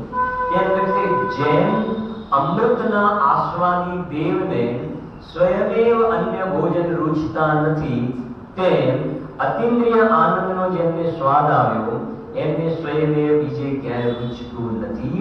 એ વાત જે ટોડરમલજી લખી છે ને, ત્યારે ખ્યાલ આવે છે કે આ નિયમ સારમાંથી એમને લખ્યું છે એક વાત. અને આ વાત હમણાં ક્યાં થઈ હતી તો એક ભાઈએ સનાબદમાં એ ખંડવામાં, તો એક મોક્ષભાઈએ બહુ સરસ વાત કરી હતી. એમને કહ્યું કે મોક્ષ માર્ગ પ્રકાશક ગ્રંથ તો હજુ અધૂરો રહ્યો ને, અધૂરો. એમને આગળ હજુ ઘણું લખવાના હતા, એટલે નિયમ સારી વાત ત્યાં આવત. કેમ કે આ તો 8મા અધિકાર સુધી તો પ્રસ્તાવના છે, પછી મોક્ષ માર્ગનું સ્વરૂપ ચાલુ કર્યું, એટલે આગળ એ નિયમ સારની વાત પણ મુકત. કેમ કે જે ચારિત્ર વગેરેની વાત આવે ને, સમ્યક દર્શન જ્ઞાન ચારિત્ર, તો સમ્યક દર્શનની વાત શરૂ થઈ અને એમને બીજી પર્યાયમાં જવાનો પ્રસંગ બની ગયો. ચારિત્રની વાત આવે તો આની અંદર ચારિત્રની ઘણી આગળ અધિકાર મોટા છે. નિયમ સારમાં પરમાર્થ, પ્રતિક્રમણ, પ્રત્યાખ્યાન, આલોચના એ ત્યાં અને પેટ ભરીને ચર્ચા કરત. તો જો શું કહે છે, સહજ વૈરાગ્યનો અર્થ છે ને, સહજ વૈરાગ્ય પરાયણ થવાથી એને સમજો એ સમ્યક દૃષ્ટિ જીવને આ કોઈ જગ્યાએ બહાર ફરવા ગયો કે બીજી કોઈ હોટલમાં કે બીજે ખાવા પીવા અથવા તો શું કે ફલાણા વોટર પાર્કમાં કે ફલાણી જગ્યાએ અને એને ના જવા મળે તો એને અફસોસ નથી થતો. સમજાય છે હું શું કહેવા માંગુ છું? જ્યારે મોહી જીવને એમ લાગે કે પેલો જઈ આવે ને હું પેલો પાપ બાંધી આવે નરક વિગોળમાં જવાનું અને હું રહી ગયો, એને અફસોસ થાય છે. જ્ઞાની સમ્યક દૃષ્ટિ જીવને કોઈ એનો અફસોસ થતો નથી. કેમ? કેમ કે જે કહે આત્માના આશ્રય જે આનંદ અને સુખનું વેદન થાય છે ને, અરે એને તો સામેથી એવી વ્યવસ્થા ઉપલબ્ધ થઈ જાય, એવા સંયોગો સહેજમાં ઉપલબ્ધ થઈ જાય તો પણ એ તરફ આંખ ઉઠાવીને જોવાનું મન પણ થતું નથી. એવી સંકિતની દશા હોય છે. જ્ઞાન કલા જિનકે ઘટ જાગી તે જગમાહી સહેજ વૈરાગી જ્ઞાની મગન વિષય સુખ માની यह विपरीत संभवे नाहि. लखी दे बनारसीदासजी. ज्ञान कला जिनकी घट जागी ते जग माही सहज वैरागी ज्ञान मगन विष सुख माही यह विपरीत संभवे नाहि. ज्ञानी होय અને વિષય ભોગોમાં મગ્ન હોય એમ કદાપી બને નહીં. એ દેખાય કદાચ પડેલો ઊભો દેખાય પણ એ ત્યાં નથી, એ પોતાના આત્મામાં છે. જો બહુ સરસ છે કે વાતો તમને પહેલા કહ્યું હતું ને કે આપણે થોડુંક વનડે રમવાની છે, આગળ વધીએ છીએ. ટેસ્ટ મેચના દિવસો ગયા આપણા, હવે શું થાય? જો હવે તો સારી વાત છે, એમાં ક્યાં ના છે.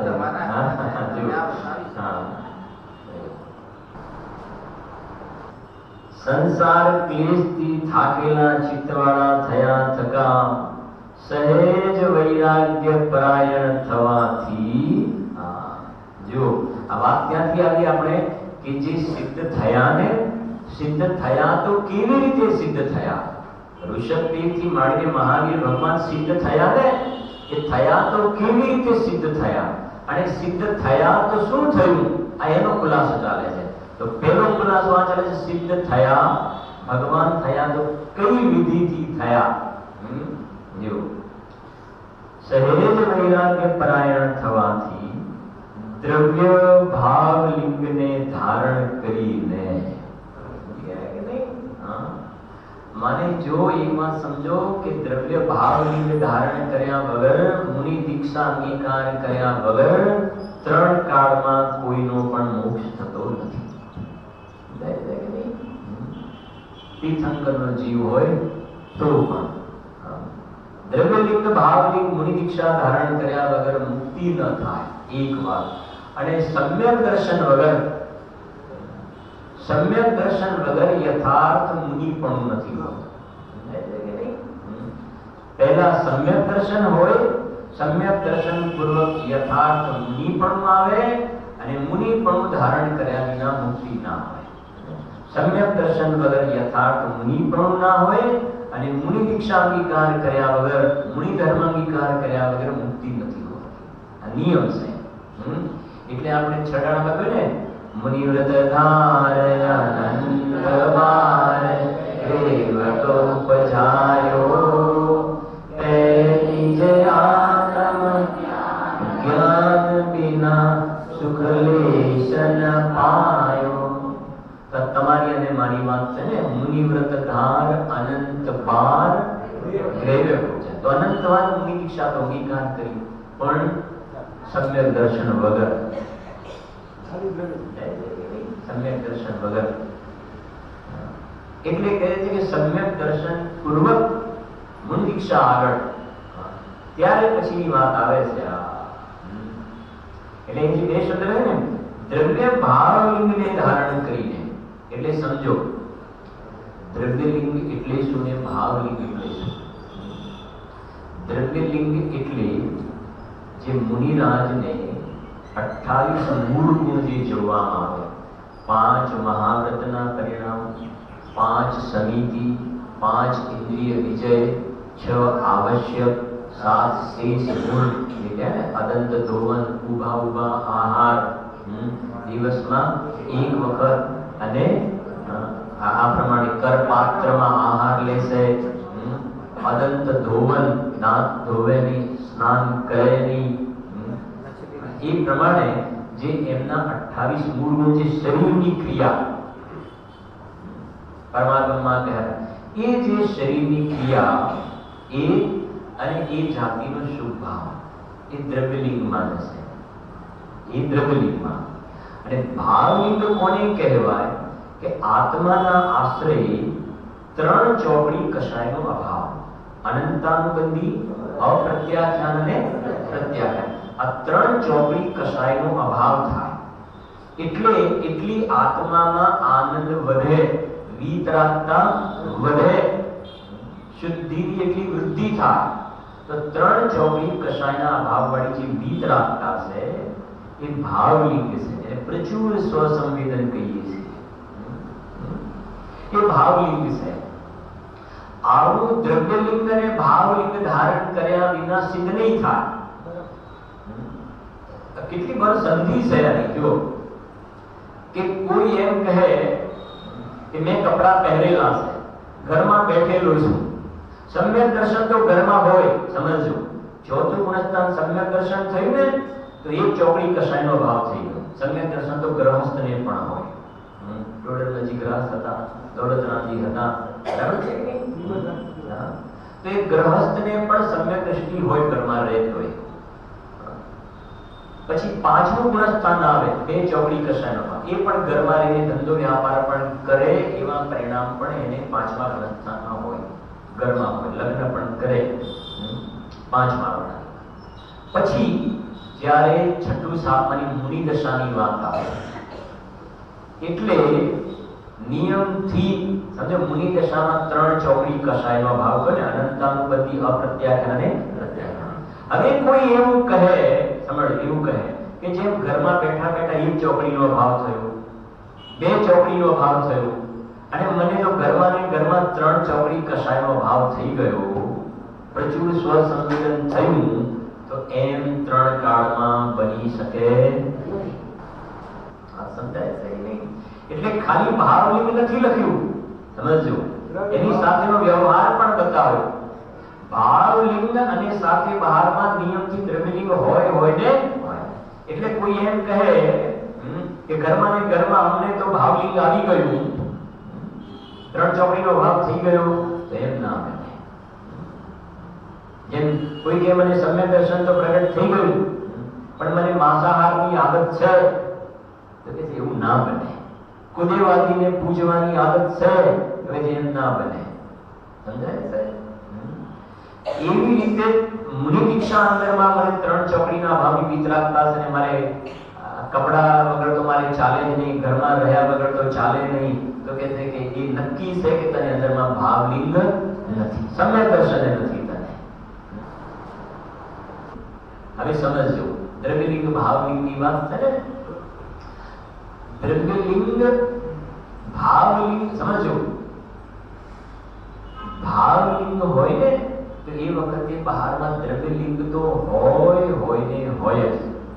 પણ દ્રવ્યલિંગ હોય તો અંદરમાં ભાવલિંગ હોય પણ ખરું, ના પણ હોય. કેમ કે દ્રવ્યલિંગના અલગ અલગ પ્રકાર બતાવ્યા. એક તો પહેલા ગુણસ્થાન વાળા દ્રવ્યલિંગ વિશે મિથ્યા દ્રષ્ટિ, કે બહારમાં બરાબર આચરણ ક્રિયા બરાબર છે પણ અંદરમાં મિથ્યા દર્શન છે. એ પહેલા ગુણસ્થાન વાળા દ્રવ્યલિંગ.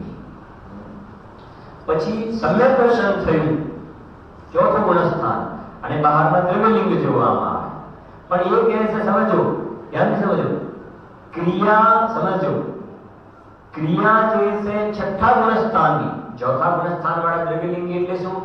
ક્રિયા છઠ્ઠા ગુણસ્થાનની, ક્રિયા છઠ્ઠા ગુણસ્થાન, ભાવ છે ચોથા ગુણસ્થાનનો. સમજી ગયા? કે મેં એક ચોકડીનો ભાવ છે, એક ચોકડી. એટલે ક્રિયા છઠ્ઠા ગુણસ્થાનની એટલે દ્રવ્યલિંગ, અને અંદરમાં ભાવ જોવામાં આવે તો ચોથા ગુણસ્થાન, કે એક ચોકડીનો ભાવ છે. એટલે માત્ર દ્રવ્યલિંગ થયું ત્યાં, કે એક જ ચોકડીનો ભાવ છે. પછી પાંચમું ગુણસ્થાન આવ્યું, તો પાંચમું ગુણસ્થાન આવ્યું ને, તો ક્રિયા જે છે એ છઠ્ઠા ગુણસ્થાનની યોગ્ય ક્રિયા એટલે દ્રવ્યલિંગ, પણ અંદરમાં ભાવ જે છે ને એ છઠ્ઠા સાતમાની યોગ્ય નથી, ભાવ તો પાંચમાની યોગ્ય છે. સમજાય છે કે નહીં? એટલે ત્યાં ભાવલિંગ ના આવ્યું, ત્રણ ચોકડીનો ભાવ નથી ને એટલે. અને જ્યારે છઠ્ઠા સાતમા ગુણસ્થાનની વાત કરીએ તો એ વખતે બહારમાં દ્રવ્યલિંગ પણ છે અને અંદરમાં ત્રણ ચોકડી કશાનો ભાવ ભાવલિંગ છે. એટલે અહીંયા એ સમજાવે છે કે જે સિદ્ધ થયા ને, એ સિદ્ધ થયા એને પૂર્વે દ્રવ્ય ભાવલિંગ ધારણ કર્યું. સમજી ગયા ને? અતિ આસન્ન ભવ્ય સંસારથી થાકેલા સહજ વૈરાગ્ય પરાયણ દ્રવ્ય ભાવલિંગને ધારણ કરીને આખી પ્રક્રિયા બતાવી.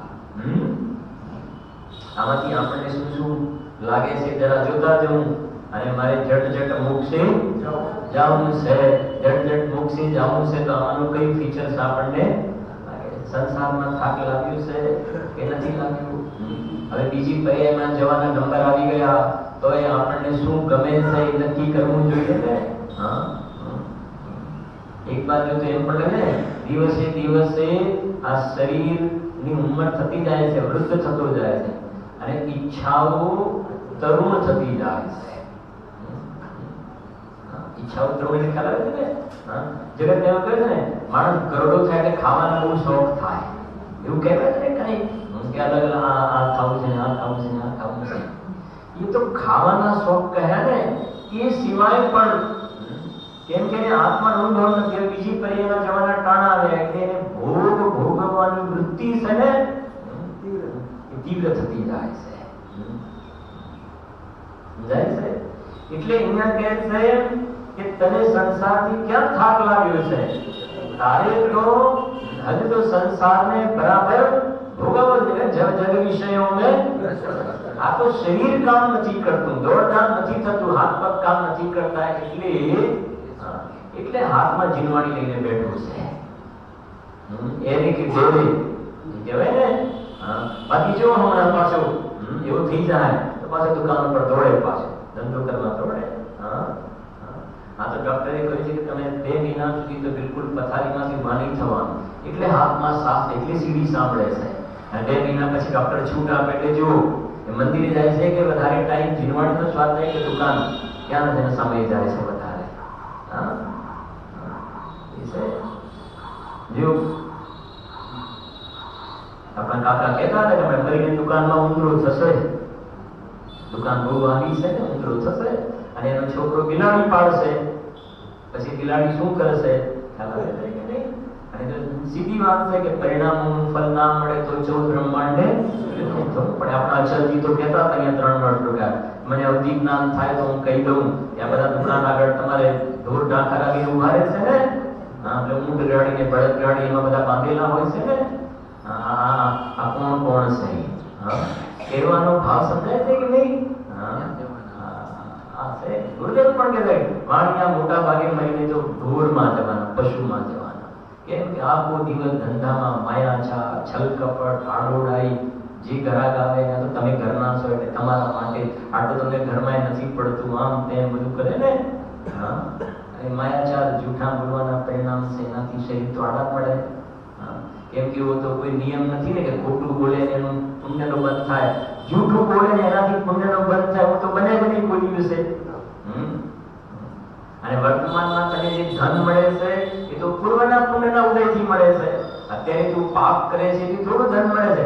અત્યારે તું 24 કલાક પાપ કરે છે એનો ગ્રાફ તો નવો તૈયાર થઈ રહ્યો છે.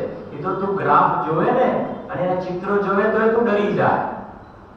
ખ્યાલ આવે છે કે નહીં? એ જે ભવિષ્યના તારા ચિત્રો છે તને જોવા પણ મળી જાય કે ફ્યુચરનું આવું છે, તો તને ડર લાગે કે નહીં મારે હવે આ પાપ નથી કરવા. જો હા, દ્રવ્ય ભાવલિંગને ધારણ કરીને પછી શું આગળ જો, પરમ ગુરુના પ્રસાદથી પ્રાપ્ત કરેલા પરમાગમના અભ્યાસ વડે, જોયું ને પરમ ગુરુના એટલે જિનેન્દ્ર ભગવાનની જે દિવ્ય ધ્વનિ એમની વાત આવી ને, પ્રસાદ, પ્રસાદ એટલે ખ્યાલ આવે ને, લોક મને કે ભાઈ લો આ પ્રસાદ, આ પરમ ગુરુના પ્રસાદ. પ્રસાદ એટલે શું? નથી પ્રસાદ એટલે પ્રસાદ ભાઈ સસી હા, ભગવાનની જે દિવ્ય ધ્વનિ ખરે ને, જિનેન્દ્ર ભગવાનની દિવ્ય ધ્વનિ છે એ પ્રસાદ. પ્રસાદ એ કહે છે પરમ ગુરુના પ્રસાદથી પ્રાપ્ત કરેલા પરમાગમના અભ્યાસ વડે. હવે પરમાગમના અભ્યાસ વડે, અભ્યાસ એટલે શું? અભ્યાસ એટલે કે ખાલી વાંચવું નહીં, અંદર આ જે વાત કહી છે ને એનો અંદરમાં અનુભવ કરો, એનું નામ અભ્યાસ વડે. પછી જો સિદ્ધ ક્ષેત્રને પામીને, એકાદ સિદ્ધ ક્ષેત્રનું નામ બતાવશો? આ સિદ્ધ ક્ષેત્રને પામીને, હા સિદ્ધ ક્ષેત્રનું નામ બોલો. સિદ્ધ ક્ષેત્રને પામીને સમ્યક શિખર, ચંપાપુરી, પાવાપુરી.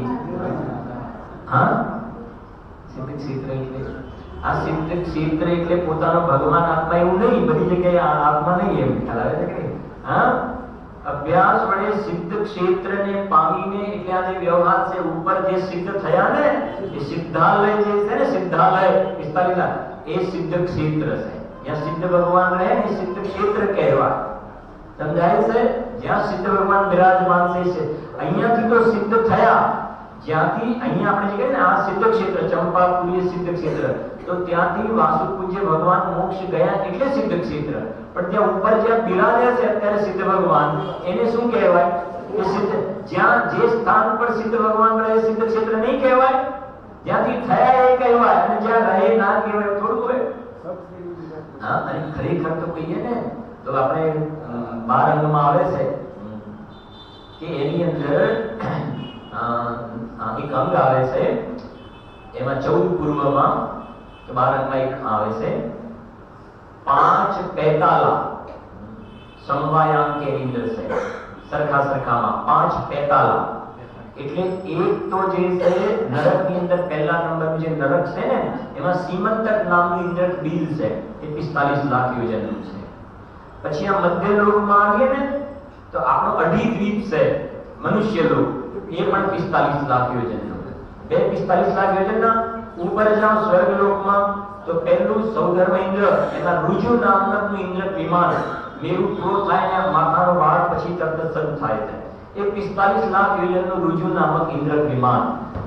3 ઉપર ચોથા નંબર પર ઉપર સિદ્ધ શિલા, નવ અનુદિશ સર્વાત સિદ્ધિની ઉપર, સર્વાત સિદ્ધિ 12 યોજન ઉપર જાઓ ત્યાં સિદ્ધ શિલા, એ 45 લાખ યોજનની. કેટલા થઈ ગયા? 4. અને સિદ્ધ ભગવાન એની ઉપર જેટલા પણ સિદ્ધ ભગવાન છે બધા એ પણ સિદ્ધ શિલા જેટલી છે ને 45 લાખ યોજનની. કેમ કે અઢી દ્વીપમાં મનુષ્ય લોક છે, દરેક જગ્યા પરથી જીવો મોક્ષે ગયા છે, એક સિદ્ધમાં અનંત બધી જગ્યા પરથી. તો સૌથી ઉપર જે 45 લાખ યોજનનું ત્યાં સિદ્ધ સિદ્ધ સિદ્ધ સિદ્ધ સિદ્ધ છે. તો એ ક્ષેત્રનું નામ શું છે? સિદ્ધ ક્ષેત્ર. એનું માપ પણ કેટલું? 45 લાખ. એ 5 પેતાલા. સમજાય છે કે નહીં? એ છે. તો આ અહીંયા જે લખ્યું ને કે આ પ્રમાણે અતિ આસન્ન ભવ્ય થયા થકા સંસાર અવસ્થામાં સંસાર ક્લેશથી થાકેલા ચિત્તવાળા સહજ વૈરાગ્ય પરાયણ થવાથી દ્રવ્ય ભાવલિંગને ધારણ કરીને પરમ ગુરુના પ્રસાદથી પ્રાપ્ત કરેલ પરમાગમના અભ્યાસ વડે સિદ્ધ ક્ષેત્રને પામી. આવી રીતે સિદ્ધ થયા. સિદ્ધ ક્ષેત્ર એટલે ત્યાં વિરાજમાન થઈ ગયા. હા જો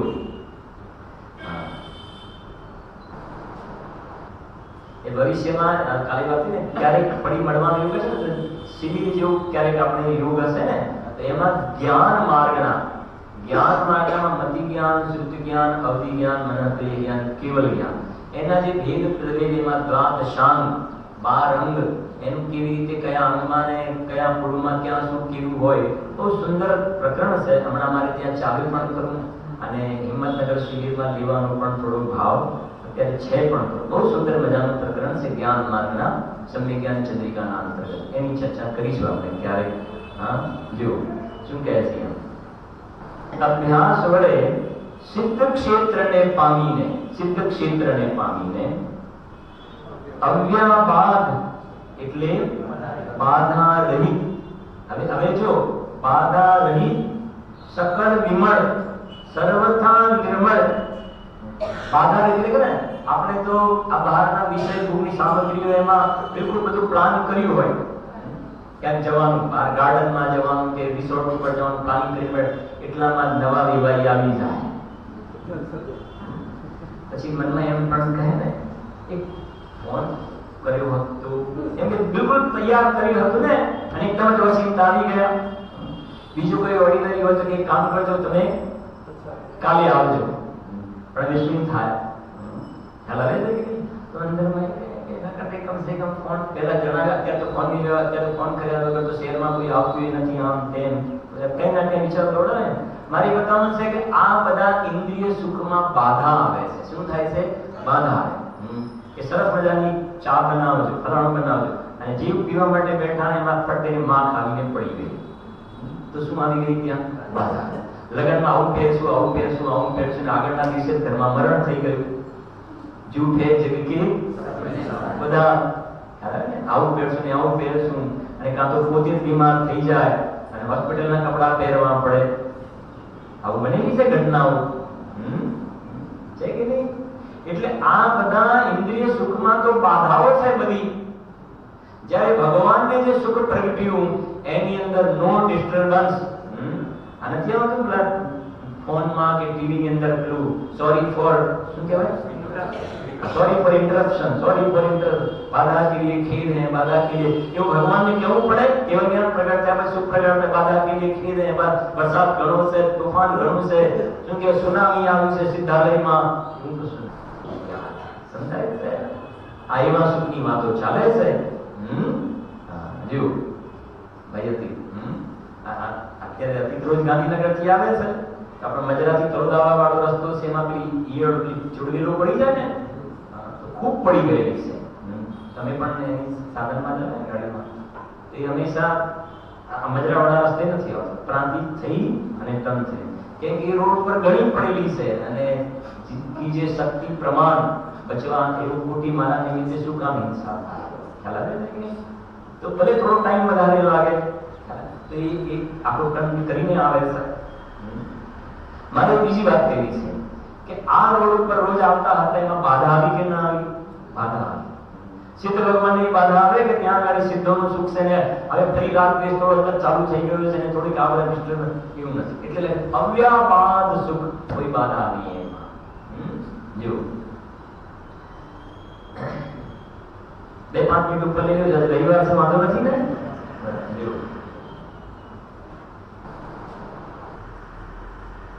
અવ્યાપાદ, સકળ વિમળ, સર્વથા નિર્મળ, केवल ज्ञान, केवल दर्शन, केवल सुख, केवल वीर्य युक्त सिद्ध आत्माओं થઈ ગયા. એ જે સિદ્ધ થયા ને, સમજ્યા ને, કેવી રીતે થયા એ બતાવ્યું. અને સિદ્ધ થયા તો શું થયું? તો કહે છે કે અનંત દર્શન, અનંત જ્ઞાન, અનંત સુખ ને અનંત વીર્ય એને પ્રગટ્યા. જેનું નામ છે ને કેવલ જ્ઞાન એટલે અનંત જ્ઞાન, કેવલ દર્શન, અનંત દર્શન, અનંત સુખ અને કેવલ વીર્ય અનંત વીર્ય યુક્ત સિદ્ધ આત્માઓ થઈ ગયા. પછી જો કે જે સિદ્ધ આત્માઓ ખ્યાલ આવે કેવી રીતે થયા, પ્રોસિજર ખ્યાલ આવે ને. અને થયા તો શું પ્રગટ થયું કે અનંત ચતુષ્ટય અંતે પ્રગટ્યા, અનંત ચતુષ્ટય પ્રગટ્યા. આપણે બોલીએ છીએ ભક્તિમાં चार गाती कर्मना से ऐसे अरहंत है, अनंत चतुष्टयधारी श्री भगवंत है, मैं अरहंत देव की शरण आ गया. बोलिए છે ને અનંત ચતુષ્ટય પ્રગટ્યા એમને, બરાબર. જો કે જે સિદ્ધ આત્માઓ કેવા છે, બોલો, કાર્ય સમય સારૂપ છે. શું છે, બોલો જો.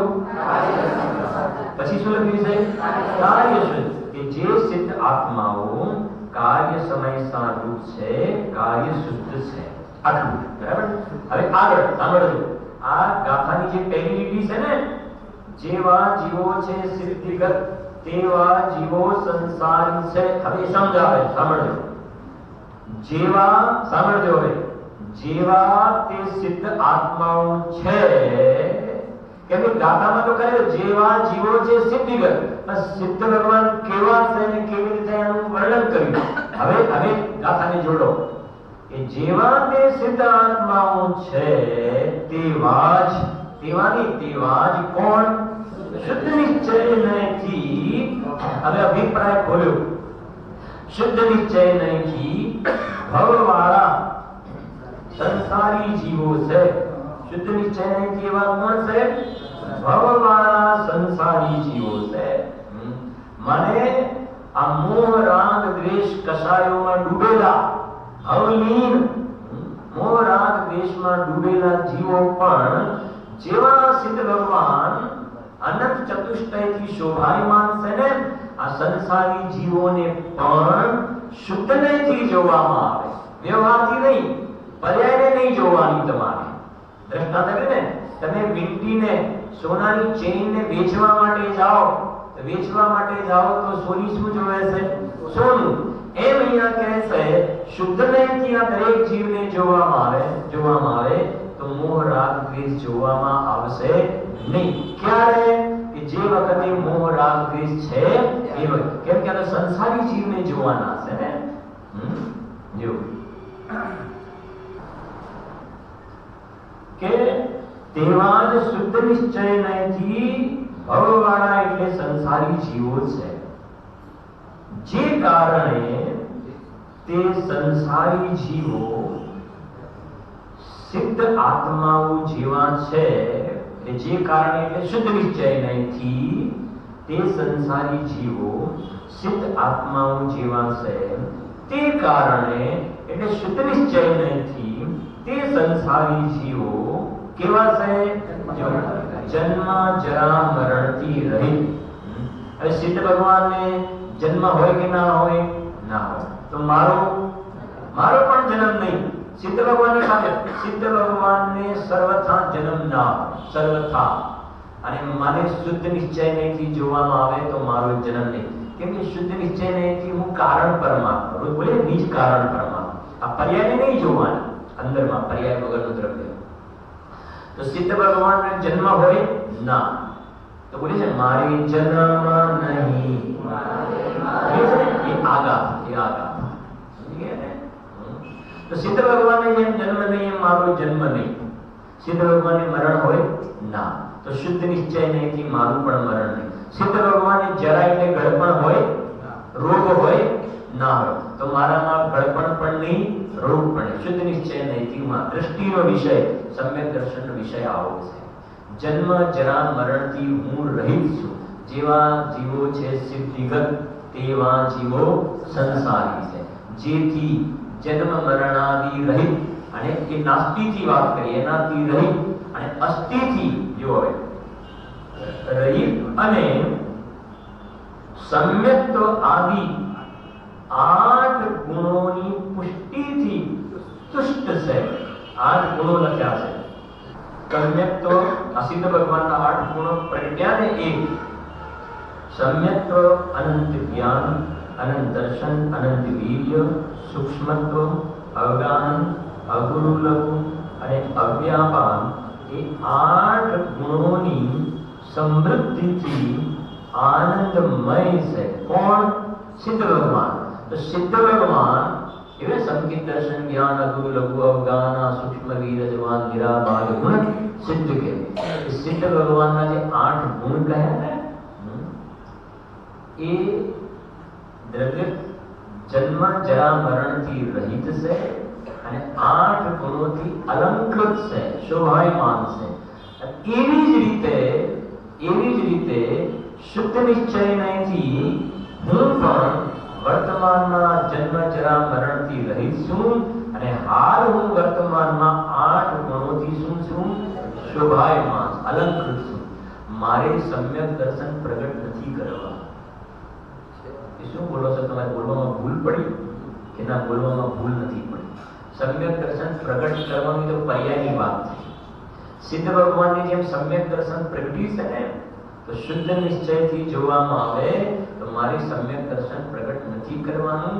મારામાં તો સહેજ સમ્યકત્વ છે। હું તો સમ્યક દર્શનનો દાતાર છું। ખબર છે કે નહીં? શ્રદ્ધાત્મ સહેજ શ્રદ્ધા મારામાં એ સમ્યક દર્શન પ્રગટ કરવાનું સામર્થ્ય છે કે નહીં? કારણ પરમાત્મા કવે સાચી કહ્યું ને, એક વાક્ય સિંગ દાણા અને સિંગ તેલ, સિંગ દાણા અને સિંગ તેલ। તો જે સિંગ તેલ છે ને એ તો વ્યક્ત છે। એ શું છે? વ્યક્ત છે, ઓપન છે, દેખાય સિંગ તેલ। અને સિંગ દાણામાં એટલે જેવું આ તેલ છે ને, આ બહારમાં તેલના ડબ્બામાં જેવું તેલ છે ને એવું જ તેલ શેમાં છે? બોલો। આ બાજુ સિંગ તેલનો ડબ્બો છે અને આ બાજુ સિંગ દાણાની બોરી છે। શું કહો છો તમે? ખ્યાલ છે? હા, સિંગ દાણાની બોરી, આ બાજુ સામે સિંગ દાણાનો એક ડબ્બો છે અને આ બાજુ સિંગ તેલનો એક ડબ્બો છે। તો જેવું સિંગ તેલના ડબ્બામાં તેલ છે ને એવું જ તેલ શેમાં છે? બોલો। દાણો ડબ્બો ભરેલો છે ને એ સિંગ દાણામાં પણ કેવું તેલ છે નરેશભાઈ? હા, એવું છે કે જુદું છે? અને કાકરાનો ડબ્બો હોય તો એમાંથી તેલ નીકળે? ના નીકળે ને। તો આમાં એવું જ તેલ છે। અને વિશ્વાસ છે કે નહીં આપણને? ક્યારે એ તેલ ક્યારે છે? એ પ્રગટ થાય ત્યારે કે જ્યારે પ્રગટ નથી થયું એ વખતે? એ વખતે છે ને। અને એ વિશ્વાસ છે આપણને, એટલા માટે તો એ દાણાને શેમાં? મશીનમાં નાખવામાં આવે છે તો એમાંથી આપણને તેલ મળે છે। એ સુંદર વાતો છે। એવી રીતે સમવસરણમાં ઇન્દ્રો અને ગણધરોની હાજરીમાં જિનેન્દ્ર ભગવાને આપણને કહ્યું કે હે ભવ્ય જીવો, જેવા આ સિદ્ધ ભગવાન છે ને, જે પેલું સિંહ તેલ કહ્યું, જેમાં સિદ્ધ ભગવાન અનંત સુખી છે ને, જન્મ જરા મરણથી રહિત અને અનંત સુખી છે ને, એવો જ દરેકનો આત્મા, દરેકના આત્મામાં પણ જન્મ જરા મરણ નથી અને દરેકનો આત્મા કારણ પરમાત્મા 8 ગુણોથી શું છે? શોભાયમાન છે। માત્ર શું કરવાનું છે? હવે કોઈ જ્યારે કે ભાઈ આમાં તેલ છે પણ કોઈ વિશ્વાસ ના રાખે તો શું થશે? મેં મારે પૂરી બનાવી છે, તો પૂરી બનાવી છે તો શું જોઈએ? તેલ। પણ આમાંથી તેલ નીકળે નહીં એવો વિશ્વાસ ના લાગે તો બોલો પૂરી કેવી રીતે ખાઈ શકશે? નહીં ખાઈ શકે ને। સેવ ખાવી છે તો કેવી રીતે ખાઈ શકશે? પૂરી કેવી રીતે ખાઈ શકશે? દાણા તો એની પાસે છે, દાણા તો છે, પણ આ દાણામાં તેલ છે એનો એને શું નથી? વિશ્વાસ નથી, એટલે ભૂખ્યો રહે છે। સમજાય છે કે નહીં? વિશ્વાસથી મહાન તરી જાય છે કે વિશ્વાસ રાખો નીકળ। એવી રીતે વર્તમાનમાં ગુરુદેવનું માંગલિક તમે કહેશો પછી આપણે પૂરું કરીએ। ગુરુદેવનું માંગલિક શું છે? બોલો ગુરુજીનું માંગલિક। હા, હું પરમાત્મા છું એમ નક્કી કર। હું લો ભગવાન તમે એમ નહીં, હું પર આ ગાથાઓ નિયમ સાર। ગુરુદેવ એમને નહોતા બોલતા, એમના ઘરનું નહોતા બોલતા। હું પરમાત્મા છું એમ નક્કી કર। સિંગ દાણામાં તેલ ભરવાનું છે કે તેલ છે નક્કી કરવાનું છે? બોલો વિપુલભાઈ। હા, સિંગ દાણામાં આમ તેલ ભરવું પડે કે તેલ છે નક્કી કરવાનું? નક્કી કરવાનું છે ને. એવી રીતે હું વર્તમાનમાં પરમાત્મા છું, તો આમાં અનંત દર્શન, અનંત જ્ઞાન, અનંત સુખ, અનંત એ બધું ભરવાનું છે. એમાં છે, એમાં સામર્થ્ય છે, શક્તિ છે. એમાં શું કરવાનું છે? માત્ર વિશ્વાસ, ભરોસો કરવાનો છે.